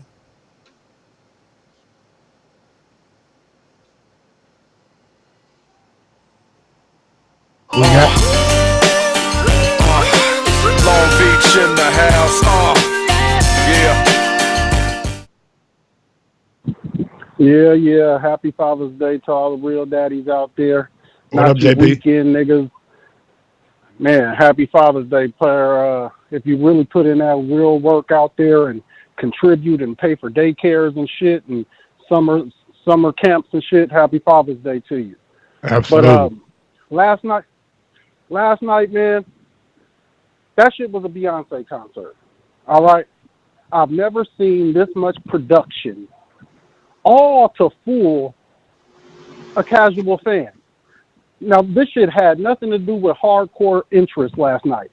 It was like, let's get this guy who talks shit, he smiles, he does kissy faces, fucking fish lips or whatever that cute shit's called. It was a lot of cute shit. Dog, it was disgusting. I was disgusted. And then we gonna sing. We gonna do all this. And to me, this is just a testament of staying the course. And really, I'm gonna say it on here. It's not okay everywhere. Believing in God, because everything's turned in Deontay Wilder's favor. All these guys had to get out of character, and God told Deontay, all you got to do is be you, baby. Just go out there and do you. Go out there and do you. Knock motherfuckers out. Now you got Anthony Joshua having panic attacks. This nigga's all out of character, depressed and shit. And you got this nigga Fury out here just performing all night. This motherfucker might as well do a concert. He Lady Gaga. And Deontay Wilder, all he got to do is stay there and stay the course and be who he is. Man, true testament. That's my call, though. Happy Father's Day to all the real ones out there. JP, man, thanks for calling in, brother. We're going to go out to Troy in Baltimore. Talk to me. Yes, sir. How you doing? All good. Good. I sent you an inbox. Did you get it before I make my point? Did you read it? I did not. All right. Well, check it out when you get a chance to, man. Adrian Davis, great trainer and all that. He's well, just check it out. Just check it out and see if it's something you want to do. But last night is what it is. It was smoke and mirrors, and it made him look like something he's not, a puncher. He's always been a good boxer, always. But you can't take that away from him. But it was smoke and mirrors. He has one more folded chair to fight, and then he steps up and fights Wilder. And we'll see what goes from there, man. But White is fighting Rivas. That's the fight that I'm waiting on. And if he beats Rivas, and then he still doesn't get his title shot, I should tell everybody right there that somebody is avoiding him. And why? Why are they avoiding that man? Because he's done everything he was supposed to do. So give the man are his you shot, still you know? saying if Wilder's fighting Fury, he's still avoiding Dillian White? That's what you're saying? That's exactly what I'm saying. Okay, I just want to know. Yeah. I just want to know that you prefer to see the Dillian White fight over the Tyson Fury fight. Yes, sir. Yes, sir. And I'm going to tell you why. Wilder, nothing's going to change over the time from now to then when he fights Fury. So if Fury gets his timing back and so forth, he could outbox Wilder. I mean, if he gets hit, we all know what's going to happen. But he could outbox Wilder. He could outbox him, and it's going to be a good fight and all that. But I'd rather see him go up against White because both of them can take you out with one punch. People always worry about White's left hook because it's there, and it's present danger. But people sleep on his right hand. His right hand will get you in trouble.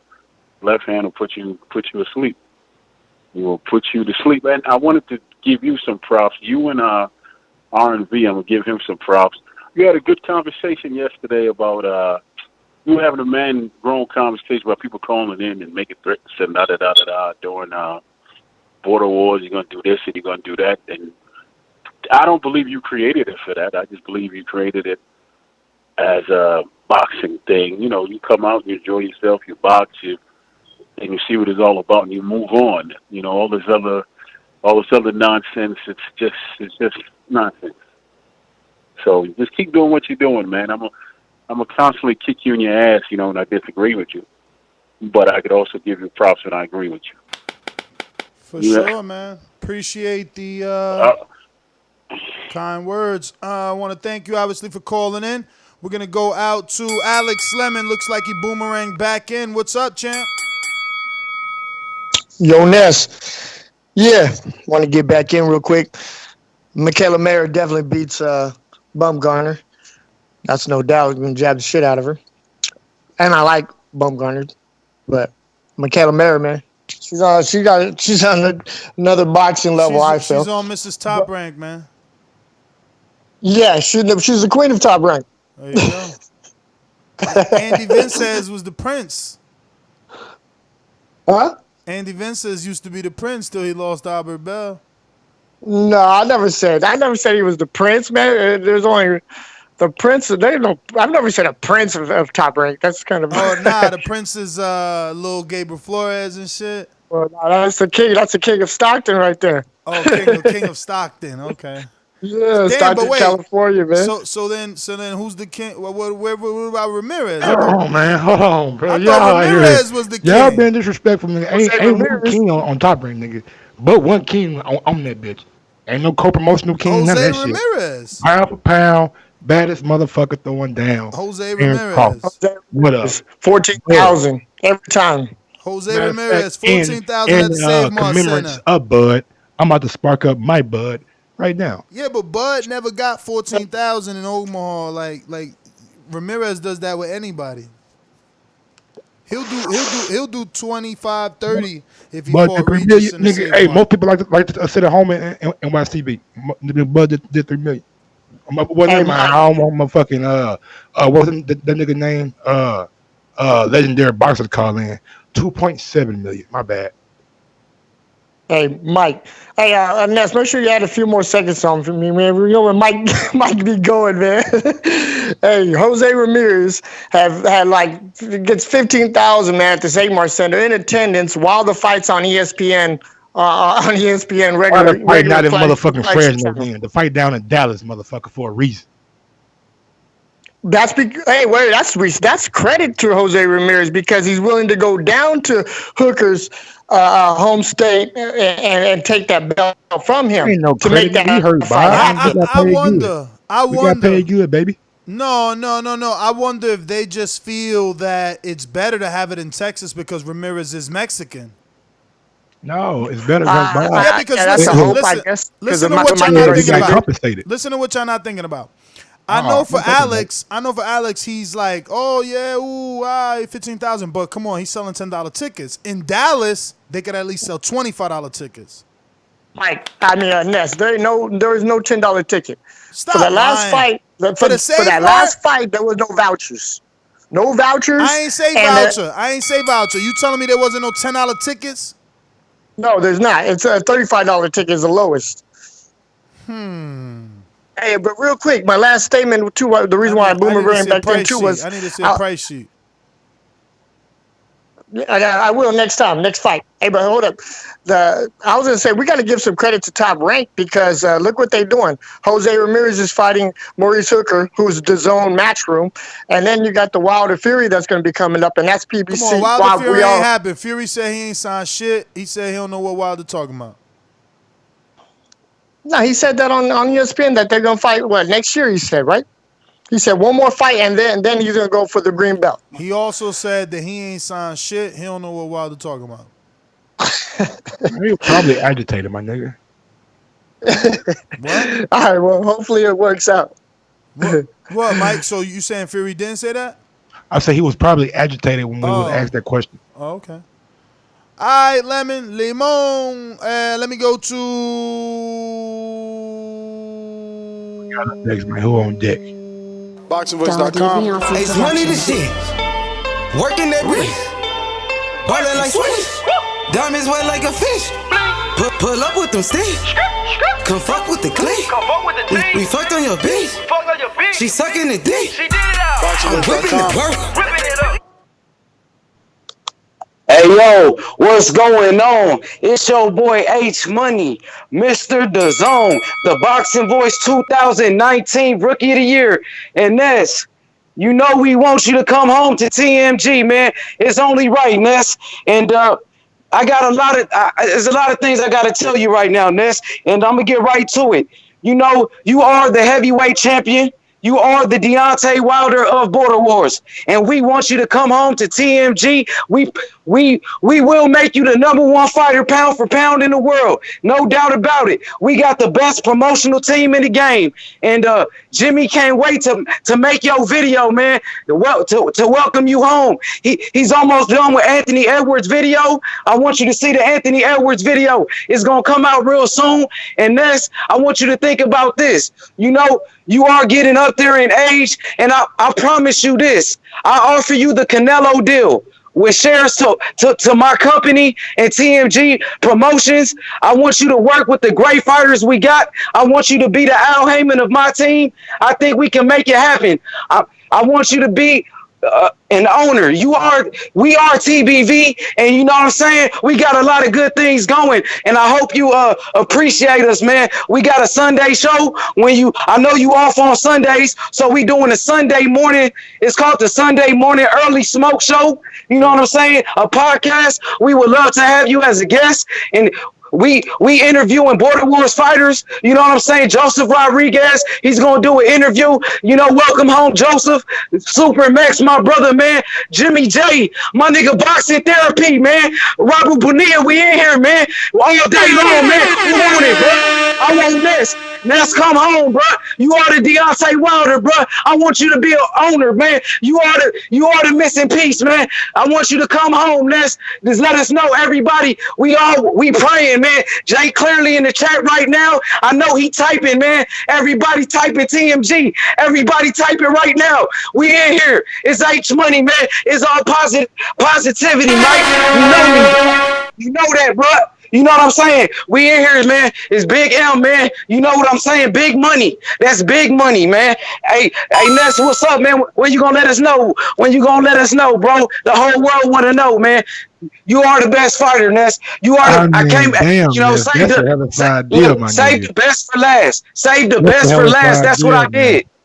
I saved the best for last. H, man. I mean, look, man. I love the offer. I gotta go back and talk it over with my family. You know what I mean? Got to talk with the family and let them know. It's only right. Let them know what you presented us as a family and how our life is gonna change. But I'm gonna get back to you for sure, man. I love the energy, man. Ain't nobody out here promoting fighters the way that you doing it anyway. So like, who else am I gonna sign to if not you? But thank you for calling in, loving that energy for sure. Shout out to the earlier. But damn, I mean, there's no one else to sign to at this point. Like, no one else is promoting like H Money, man. I don't think anybody's gonna be able to replicate this type of promotion.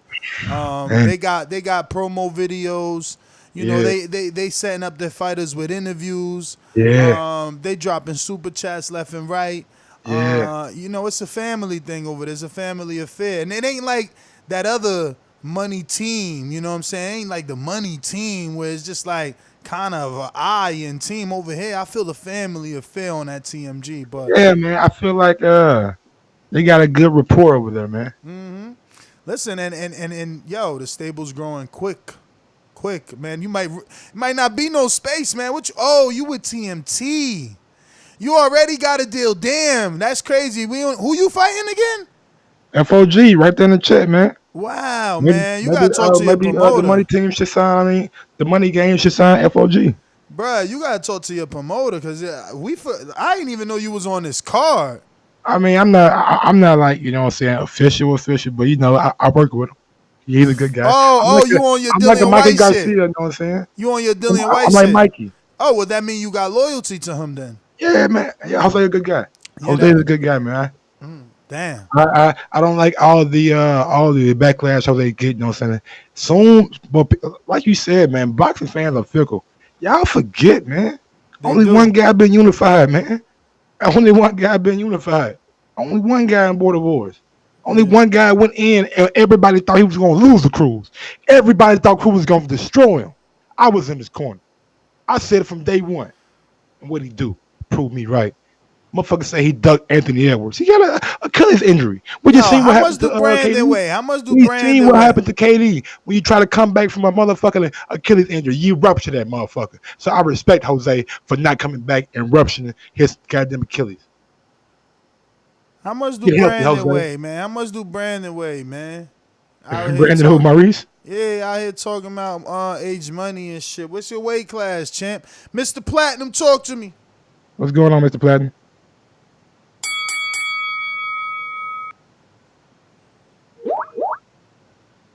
Oh, just listening. All right, champ. So let me go out to. Looks like we got Boomeranger in the building. Just like the king is what I mean. The king is what I mean. Damn, yo, that's What up, that King? throwback right there, man. What's good, fellas? How you living, brother? Long time no talk. Yeah, man. Listen, happy Father's Day to everybody, man. Shout out last listen, last night, man, I'm watching the Fury fight, and the first thing I said to myself is, he can box, no doubt about it. The motherfucker can box. He can box his ass off. But he's 6'9", 6'7". Yeah, 6'9". To be a guy that big, his power is still not impressive. Getting hit by somebody that big is gonna hurt, but his power just doesn't look impressive. I may be a fool, but it doesn't look like his knockout. His not even to do with size, because he has accuracy and he has speed. So you figure accuracy and speed, by the time his punches landed, it should be a lot more power than what I see. If you was going to do all of that, coming to the ring, Apollo Creed and showboating and doing all that shit, he fought a Euro bum. If you was going to fight in the U.S. and you was going, I would have been a little bit more appreciative if he would have fought even fucking Fred Casey. Shout out to N.O., the city and the caller, because N.O. gonna know who the fuck I'm talking about. Old African Fred from New Orleans. I think he's from Ninth Ward. Hey, you remember Fred Casey? I know Ness remember Fred Casey. Hell no. Oh yeah, Fred Casey, the heavyweight. Fred Yeah. That nigga Big Baby knocked out. Yeah. So if you gonna come over here, you gonna make all this again. You gonna bring your own fucking Euro bum with you. That's why people are taking away from it. It's that he signed on to get a nice top ranked diet. And again, if you was gonna come over here, why is he not fighting Charles Martin in this fight? Why is he not fighting Gerald Washington? I would have liked to think those fights would have been easier to make, despite them being Heyman guys. Yeah, but don't you think he would have got out in more the past. shit for fighting a dude in Washington that's been stopped already twice back to back? He's an American fight. I bet you Washington beat fucking Schwartz is his name? Tom Schwartz. I bet you Washington beats Tom Schwartz. Tom Swats. I can't even back you on that, because I don't even know what's Washington's biggest win ever. Well, and I know you don't know Schwartz's biggest win, so I'm just, man, my guy. So he beat up my guy. Y'all gonna throw me? The class of the European fighters, especially the heavyweight fighters, it's not enough. It's not like he's been in there with a Puvlev or Povetkin. So I'm just going off of it. Who's Washington been in there against? You know what I'm saying? And it's all hypothetical. I just think, let me. Boomy. Got to Boomy back in. We going out to fellow Boomeranger in the D. Straight to the point for those with attention deficit. I'm so repetitive, so I gotta repeat. Stainless from the streets to the D. I'm coming with that heat. All you need to know about me, I'm coming with that heat. Yo, Yo, TBV, what's good? What up? Happy Father's Day, Stainless. Yeah, that's what I was gonna be on, man. Came in with fucking everything I was gonna say, man. I'm just sitting here like, maybe gonna leave something off. So I'm gonna pick up where he left off. Happy Father's Day, first off. So second, I agree. I don't see the point in bringing in some UK dude that ain't nobody in the US ever heard of to come fight on American soil. Bro, Talking about you he trying ain't to, from the you know what I'm saying, UK. get known in the US. He's German. He's not from the US either though. You know what I'm saying? If you trying to win over an American crowd and get the appeal of American viewers and you not fighting a dude named Wilder, then you need to fight somebody that's at least known in the US.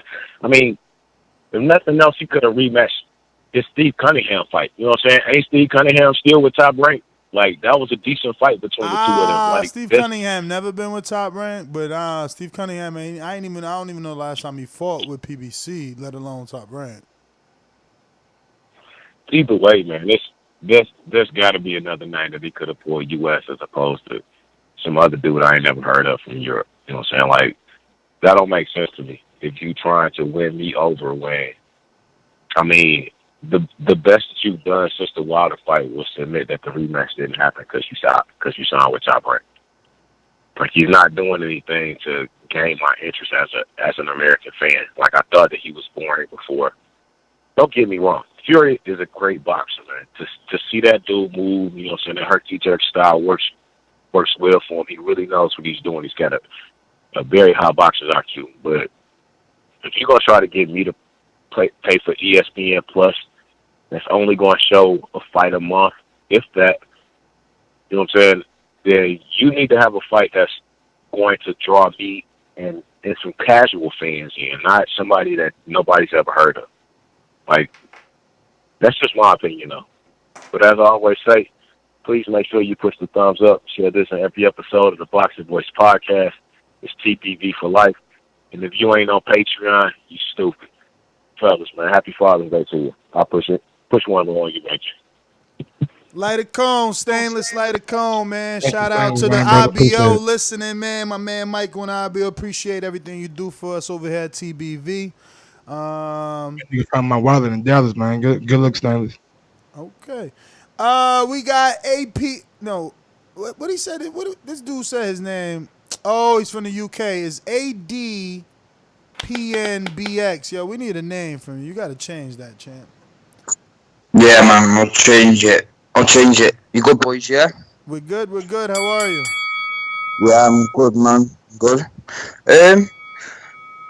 I think the thing what some people are forgetting is Fury dropped an Errol Spence when he fought Wilder, and Fury stepped up and fought Wilder, but Wilder didn't step up and fight AJ, and AJ ain't stepped up and fight Wilder, and now he's fighting now he's just fought somebody that to the casual fans is like equivalent to Andy Ruiz and Tom Schwartz, because the casual fans don't know any of these geezers. So, like, it's equivalent. He's ranked number 2 in the WBO. So, like, you've got to give Fury some credit. He ain't a complete tomato. Did he fight like he was a ranked number 2? To be honest with you, Fury's that technically good. Nigga, do me a favor. Why you talking? Go to landed, WBO what, 2 ranking. punches, 3 punches? So, Schwartz landed 1 punch, so he was only 2 punches off Wilder. Was that a fair point? I don't know. I ain't hear what he said. You didn't hear what I said? Well, No, have a listen back to it, and maybe you might see something in what I'm saying. Okay, you said he hit Wilder 2 times or something like that? Pardon? You said he hit Wilder like 2 times? Difference, really, in terms of punches landed. I don't know what the CompuBox punch stats are, but, you know. Wait. Are you trying to say Wilder only landed... What? Wait, you said Wilder only landed 3 or 4 punches in that fight? Well, power punches, yeah. He landed, three jabs, and then 3 or 4 power punches in the whole fight. Clean, connected punches, power punches. You must love with Fury. enough parts of the gloves. Come on, there wasn't that many punches landed in that fight. But you compare that to an average heavyweight fight and the amount of punches that are normally landed. Like, the percentages in that fight were horrendous from both fighters. I'll admit that, for a heavyweight fight. But the drama made up for it, didn't it? Look, I'm not knocking anybody, but at the end of the day, Fury dropped an Errol Spence when he come in and fought Wilder. Why the fuck do you keep on saying he dropped the Errol Spence? Like what does that even mean? Elaborate on the point. Just what Fury lost roughly when he come in and fought Wilder.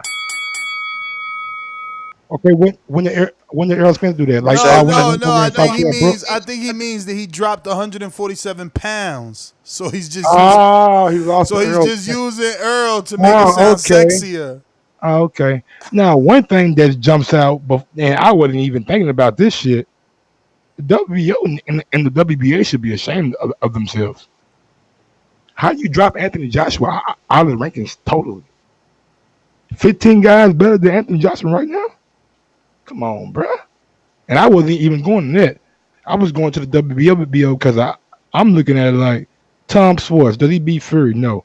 Oscar Rivas? No. Zhang? You seen Zalal Zhang? Does he beat? Yeah, but look, they got Andy Ruiz as the champ, but they ain't updated. Yeah, they ain't updated. Mm-hmm. He's Zalal Zhang. You seen him? I haven't. Say what? Does Tom Schwartz beat Zalal Zhang? Hell no. All right, then. So he ain't beating. He's not beating Junior Fa, not beating Bell. I don't know the other niggas. He's not beating Andy, not beating Takum, not beating Kornacki. So the rankings don't really mean shit. It's about how much you got in your pocket that can navigate you to the top. Tom Schwartz ain't beating half the niggas that are ranked behind him. Think about that. But yeah, man, Anthony Joshua not even. How the IBF put Joshua at number 6? And the WBC got him number 3. Yo, they ranked him lower than Hellenius. That's what I'm saying, bro. Like the motherfucking WBO got Tom Schwartz ahead of Joshua, Zalal Zhang, Tyrone Spahn, Junior Fa, Ajit Cowbell, Fujimoto, Daniel Dubois, Carlos Takam, a nigga he beat. Adam Cornell, like no respect to none of those guys, but Joshua just lost one time. I think like y'all gonna drop him out the rankings. WBA too. Y'all should be WBA, the same sanctioned body that pretty much just put a bet up for him. Did a motherfucking unification belt with a vacant title. You know what I'm saying? That's shocking. Let me go out to pound for pound supporter RV and Enolia. Talk to me. What up, RV? What's up, water? You know me, never sleep, never stop. This is hilarious. Fury allowed these UK people to actually start calling him back, but he still sounds just as retarded as it was when they were talking about Joshua. And the funny thing is, this is the first time I've ever seen them leave a European fight too quickly. I mean, what? Say again? Never mind, go ahead. No, I'm saying I've never seen a European fighter lose one time and the European people act like the U.S. people, like how we just like dip. Like, did they low key hated Joshua for the real? Because I better never hear Joshua support ever again because it's almost like a dragon, like a mystery. Like that was a myth. And his Fury love is starting to get disgusting. Like, come on, man, Swords. Really, this last call just really try to big up Swords, and then try to say, "Well, I only hit 2 turns of Fury." I mean, like, man, I don't know what they drinking over there. I know they teeth bad, but damn, it must be messing up with their brains too. But hey, man, H Money doing this thing. Hey, man, that's good join the money game. I might, bro. Ain't nobody else out here promoting. I see it. Hey, but hey, H Money, I like how you say keep positive, man. They trying to knock you off your positivity. Keep it in the ring. All that goofy shit about no fly zone, you goofy. Like I said it once again. No soundbite here. RMV said you're goofy. You talking about that no fly zone shit. Just keep that shit in the ring, man. I'm out. RMV, thank you for calling back. Boomerang in Jersey. What up, man? Yo, fellas. What up? First of all, give me 1 second.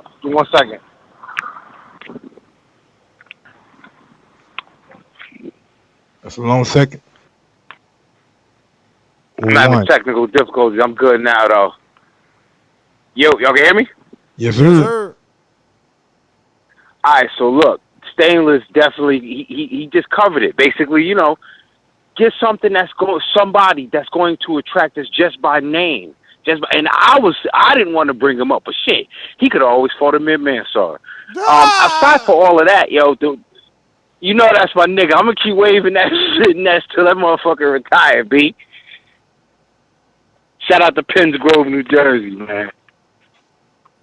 Listen though, the World Boxing Super Series was kind of exciting yesterday, man. I mean, Andrew Tabiti, yo, I thought he was slightly like he got a point taken away. If I remember that fight correctly, he got a point taken away. So at some point, I'm watching it. I'm like, yo, they playing him almost like he fighting like in his eyes. He's fighting like he down. So he started being a little bit too, he was throwing combinations, but he started leaving himself just slightly vulnerable. And Dorticos is a very good boxer for a tall guy. At first, I thought he looked a little goofy, but his punches was nice and sharp. And for the other joint, that elbow, man. I think that elbow did kind of fuck my man up. The elbow kind of fucked Kinda, my nigga. Come on, man. Yeah, I'm saying. Listen, yo, protect yourself at all times. Didn't we see that shit in the Barrera fight? Yo, protect yourself at all times. If you ever seen Andre Ward or Mini Great Floyd on the break, you're not hitting them dudes on the break. Even Bernard will kind of tuck his chin and kind of push you and hit you to the body. You can't hit certain dudes on the break or get tangled up with them. So, I mean, and again, I'm naming extraordinary fighters, but that's the key. Protect yourself at all times. Motherfuckers are turning around. And you can't prevent an elbow, but if you just keep your hand up like you on the phone, even when you're in a tight clinch, when you separating, you can reduce the damage that some shit like that happens. So, I ain't making no excuses. That elbow fucked him up bad, though. It was a good day yesterday for fights. Now, I didn't really see the Michaela Mayer fight, but I heard it was kind of close. And by the way, the WBO, like, isn't the WBO in top rank? Like, come on. Like, somebody said somebody's ranked in the WBO.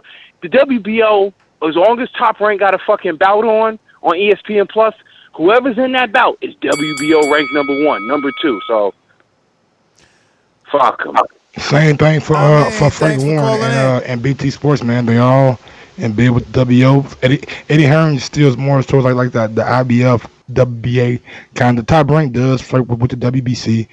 We all know PBC, WBC, IBA, WBO, WBA. They don't give a fuck. They put their fighters anywhere. Let's go get it. You know what I'm saying? And Oscar, does Oscar have Oscar WBC pretty much, huh? If that's his preference. Because JoJo Diaz fought for the WBC against Gary Russell, right? Can you hear me? No, I'm paying attention to the chat. What? Oh, never mind. Go ahead. Go next call. I wanted to... because I didn't want to forget, man. I already forgot this. RV, you got to get in touch with Jemmy. Let me know if you need his number, bro. You never sent him that hoodie you promised him, and he signed up. He was the first person to sign up, and he actually fought, and you had promised him a Border Wars hoodie. That's true. That's true. That's true, and he out here posting like RV where my motherfucking hoodie at. RV gonna get it to you. Go out. I say I'll take over for a second. You know what I'm saying? What can I talk about? Border Wars, man. It's getting fire, man. H Money really bringing a lot of energy to it. For y'all that are listening right now, like, why they keep on talking about Border Wars? Like, what is that? It's just simple as that, man. We have sometimes the host, which me and Ness fought last Border Wars. We have hosts. We have our listeners sign up to Border Wars, and they take on each other. You know what I'm saying? We match them, right? We don't try to overly match anybody. So Border Wars is like great, man. It's really a good experience. Get you in shape. You know what I'm saying? Lose some of those pounds, some of that baby fat, some of that beer belly. You feel me? So yeah, man. Get you in great shape. And it shows, you know what I'm saying, if you've been working or not, guys, nigga. You can't lie in the ring, goddamn. You can't lie in that ring. You fucking get tired, breathing hard, can't throw punches no more. Yeah. Yeah, you ain't been working, have you? Yes, sir. But yeah, man, I'm excited. Who we got up next, man? Next caller. T Plums, talk to me. What up, fellas? Keep on. What's going on, Chilling. I just wanted to talk about a little bit the hypocrisy in boxing. It's like all our American media outlets and all that stuff, they go the extra mile to kind of discredit our American champions, but they go the extra mile to make the UK, or not even UK, European or whatever, people just look real good. Cause Fury Schwartz, you got people talking about, oh, Fury's like just the most amazing person in the world, like doing stuff that he's supposed to do against Tom Schwartz. But when you got, you know what I'm saying, Wilder fighting his mandatory, because that's what he got to fight, because niggas, you know how the politics work.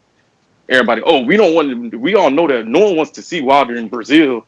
And you know what I'm saying? I just don't like how, you know, the media is never against us in our own country. But like, you know what I'm saying? You got UK, they support they people to the max. Like this drunk dude called up talking about Wilder landed 3 punches against Tyson Fury. Like, nigga, what the hell is he talking about?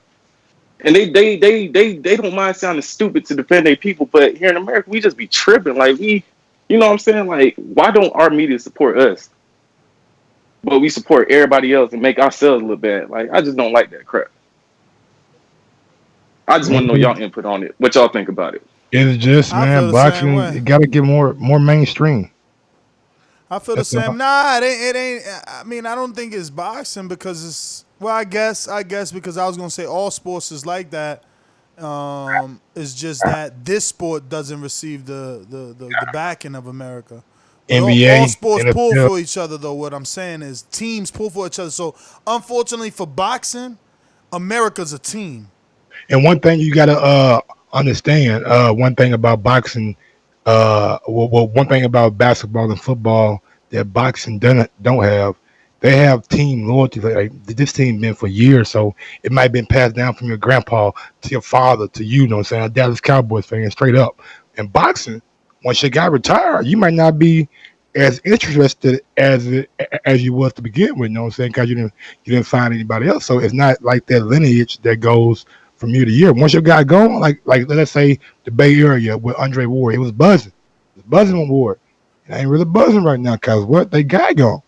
They ain't really on it like boxing like they were when Ward was fighting. So we all know that that the other sports have that team loyalty and team and just decades of like with me. I've been a Lakers fan since I was 12 years old, and I'm 31 now. So that's motherfucking 19 years as a Lakers fan. That's a long time, man. Going out to Kevin in Chicago. Talk to me. What's up, guys? Yeah. So I was watching, looking on YouTube about the fights, listening to some interviews, and I saw Jarrell Miller there, and he was all giddy and smiling, happy, talking about what he's going to do and this and that, like acting like he didn't just get popped for HGH, EPO, and another PED. Now, I'm not saying you got to go into hiding for a year, but, dude, you just got popped 2 months ago or something. Like, fall back, disappear for a little bit. He's running around doing interviews all giddy and smiling. Like, give me a break, dude. TJ Dillashaw, the bantamweight champion, he got popped for just EPO, and he's banned for 2 years. 2 years minimum. You're gone. That's how it should be in boxing. 6 months, that's ridiculous. That dude should be banned for at least 2 years. And he's talking about, oh, who am I going to sign with and my next fight, blah, blah, blah. Dude, fall back and disappear. And I do got to agree with Mike on that Glowacki. Pretty sure you just pronounce it Glowacki. That was a sham. 20 seconds after the bell, still fighting, and the referee said, "Oh, I didn't hear it. I didn't hear it." That was just a joke, man. Complete joke, mockery. Thanks for taking my call. Great call, man. Great call, man. Yeah, man. They were fighting for a longest time after the bell. That shit was crazy, bro. Crazy. I'm shocked. Damn shame too, man. Damn shame. I'm shocked you didn't bring up Fury. Oh man, hey. Noah, Cali. What's poppin', TVV? What up? Man, slow motion, man. My bad about yesterday, man. Last night when I called in, man, I was putting my son down, man. Try not to get too loud, but oh man, Tabiti got his ass. Now I told y'all daughter coach was gonna catch him, but I was watching it, and they kind of did Tabiti fucked up, bro. Like just like Mike said, like, you know, Tabiti's a defensive fighter, bro. He's safety first, coming from that Mayweather gym. And it's like, I've been in that position before when you're down. And if you're a defensive fighter and you're down, you have to abandon that game plan, have to expose yourself, have to come forward. Most defensive fighters want to fight off the back foot, let you come to them, set traps and maneuver. You know, once they took that point from him, Mike Wright, he started fighting a little more desperate, man, and started just leaving himself just a little more exposed, trying to get a little more greedier, stay ahead. And Dorticos just just waited his ass out, delivered that one punch how you could. And I told y'all that Dorticos was going to do that to him. I said it, like, I don't know, man, Dorticos kick kind of hard, bro. But the Glasgow fight, man, that was fucked up. Like, I mean, it just ain't no way around it. That was fucked up. Like, I mean, you got that Roy. He got, like you said, boy, he got that John Jones. Got that John Jones put to his ass, and he went to sleep. What else was I going to say? Yeah, man, H Money gets on my nerves, right? So I don't like him, but that nigga is like Don King, though. He just don't stop, bro. So you got to respect that shit. Like, you have to. Like, he don't stop. He don't give no fucks. It don't make no sense. He don't care. He just keep going. Like, ain't nobody else calling me the best heavyweight in Border Wars. That nigga's promoting his ass off. Yeah. He gets on my nerves, but the man does a job. Man does it. He does it. Like, hey, what's up with him getting in Border Wars, though? How much he weigh? You know what I'm saying? What's up with that? He's trying to promote somebody, nigga. Come get this work, nigga. Right now, he doing his Eddie Hearn. You know, Eddie Hearn had 3 amateur fights, but he never turned pro, and that's why. Yeah. This ain't pro either. These are amateur fights. Come get some, nigga. Come get some. Ain't no flies on shit, nigga. Nah, nigga, step your ass in these rings. Promote my ass. Get your ass in this ring, boy. He promoting. Boy, we doing this for the love of the sport, boy. He's Get too your late, ass man. in He's too this late, ring, man. Y'all boy. trying to get my nigga Age Money. He let it be known, man. He want to fight you, bro. Age Money fighting at 135, man. You want a piece of age, you got to be 135, and you got to wait. 135. You got to wait for him to sign up because he the A side. You know how many people want to fight Age Money? Everybody and their mama. I already know. But it's like he 135. That's way under. Man, I'm cool. I can't make. I'll die, nigga. But what was I gonna say? We got Speedy. I don't know Crow. Then I owe some Crow. I think I picked something. Oh man, I picked Jesse Hart, bitch ass man. I mean, I picked Sullivan Barrera ass man. Gotta eat that shit. I wasn't sure about no Jesse Hart. Y'all know how that nigga be. Nah, don't leave yet. Play that soundbite. We're gonna get you right. I hate y'all niggas. I hate you niggas. I hate you niggas. Have a good night. Noah, man, take it easy. We going out to the 913-318-913-318. Yo. Who's this? OJ. Yo, this is me, man. I switched over from Skype, man, and hit you with my map. This Southside Deuce, man. Okay, I'm gonna keep Southside this Deuce, what's real going short on? and sweet. You know what I mean? Hey, what's the deal, Mike? Shout out to Ness. Shout out to TVV, man. Like, hey, I'm gonna keep this real short and simple, man. Like, happy Father's Day to all you ugly ass niggas in the chat, man. Like, I ain't even tripping this car, bro. Happy Father's Day. I'll be back on you niggas' neck in the morning. You know what I mean? Southside, I'll put my foot back on your Adam's apple in the How morning. many phones you got, champ? I'm looking at my boy. Listen. I already got two different ones, bro. Listen. It's a thing. 30 days. It's a new one. It's just a thing. Just happy Father's Day to all y'all in the chat. You know what I mean? Everybody fuck with TBV, man. Happy Father's Day to you, man. I hope you niggas supporting y'all kids, man. And that's that, man. Shout out to TBV, man. Shout out to Mike and Ness, man. Shit. Big up Southside Deuce, man. Southside Deuce, man. Thanks for calling in, brother. Maybe, you know what I'm saying, his job just like, you know what I'm saying, they buy him a phone every month. You know what I'm saying? Some jobs do that. They give you a different phone like every month, like especially like if you're like an just FBI keep agent. one of those for us, so we ain't gotta not know. Probably like a FBI agent, you know what I'm saying, or Interpol like agent, you know what I'm saying? No, Something like look, I don't care about none of that. I just don't want to not be able to introduce my audience to a long-term caller. I want to be able to always be like, yo, we going to Mike in Indiana. What it do? I want to be like, yo, 913-912-222. Yo, man, Untitled, the post is out on Patreon. We got a lot to talk about. Man, I made a major decision in life. So I can update y'all on tomorrow's episode of Untitled, where we just sit back, relax, talk a little bit of everything. Plus, get to all your questions and topics that you want us to talk to. You only get one question per patron. We got a super chat from RMV, says Jemmy is right, I owe him. And for all the goofy in the chat, sign up to Border Wars if you a G. Where they at? Oh, I got some what's the names to read here? Let me see. Most recent 5-star reviews. 2 stars, 3 stars. Yeah, that's what I'm trying to do. Let me see. This say June 15th. What we got on the deck, man? What we got on tap, man? Okay. All right. Oh, shout out Mr. Platinum. He was just on the show. So we got one from Mr. Platinum. Is in the United States. He says, best boxing podcast to listen to. This is Mr. Platinum. My cousin got me listening to this one day, and since I've been hooked. Great podcast for information about boxing scene as well as chatting to other boxing enthusiasts. Highly recommend any kind of boxing. Highly recommend. He meant to put to any kind of boxing fan to listen to this and give it a 5 stars. Thank you, brother. We appreciate that. We got another one. It comes from Buddy Delmar. Says best goddamn podcast going today. Don't be a big dosser. Give it a 5-star review.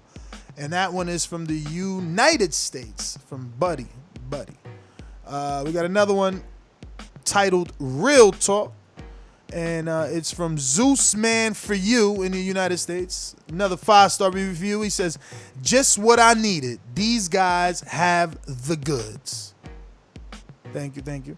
I got another one from the UK. Seriously Addicted. These guys are incredibly knowledgeable and on the above topic. They'll have you coming back for more the moment the episode ends. I enjoyed the latest up-to-date news, interesting interviews with everyone in the business from top to bottom. Great to hear the call lines open and end on each episode and hear from real fans with like 7 thumbs up emoji and a fist emoji. Shout out to E-Money. What a cool name. E-Money. We got E-Money, man. We got another one here. We got titled The Show is Fire with 2 fire emojis and a shaking my head emoji. And it's from the United States. It's King Caesar 84, and he says, keep Mike off the mic. At least he gave it a 5-star. Damn. We got another one from the UK. He says, back after time away. This will be interesting. Winky Willis from the UK says, I've listened to this show progress massively and beyond all expectations over the years since the Beeb, Stuart Little, Wood, etc. days. It's amazing to see where this show is now and how Ness and the team are smashing their goals year by year. You have inspired a lot of people to want to succeed in life, and I am one of them. Incredible stuff, guys. Keep it up. TBV, TBE, Chris Willis in the UK. Stand up, Chris. You the man. And it wouldn't be good if we ain't hit y'all with a 2-star review coming from the United States. It looks like it's Mike's cousin, Mikey Bones. Calling your co-host triggered when obviously you are the one that's triggered is painful to listen to.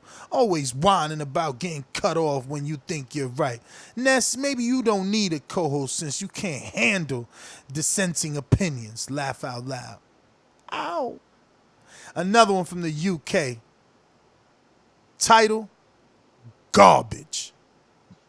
Number of star reviews, 1. If you enjoy pure shouting over the top of each other, bad sounding effects, and callers getting cut off when the hosts disagree with their opinion, then this is right up your street. And let me Sounds see. good to me. Huh? Sounds good to me. You know? That's it. No more. Peace. Oh, wait. We got a super chat. Came in late. I can pick it up right quick. Nothing for me. Just pop my Jordan window. Baker says Southside done scared my dog H Mizzle away from border wars. H Money! Don't let them scare you, bruh. Show up. Me and Ness Mike will protect you.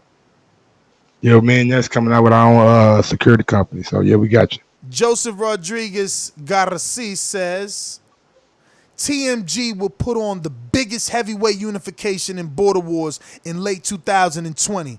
Just watch the process. Hashtag IBF, hashtag WBO. B. Paulie with the last one. Champ! We out. Have a good night, ladies and gentlemen. Catch you tomorrow morning, 9 a.m. Eastern, 8 a.m. Central, 6 a.m. West Coast, 2 p.m. UK. We out. Yes, sir.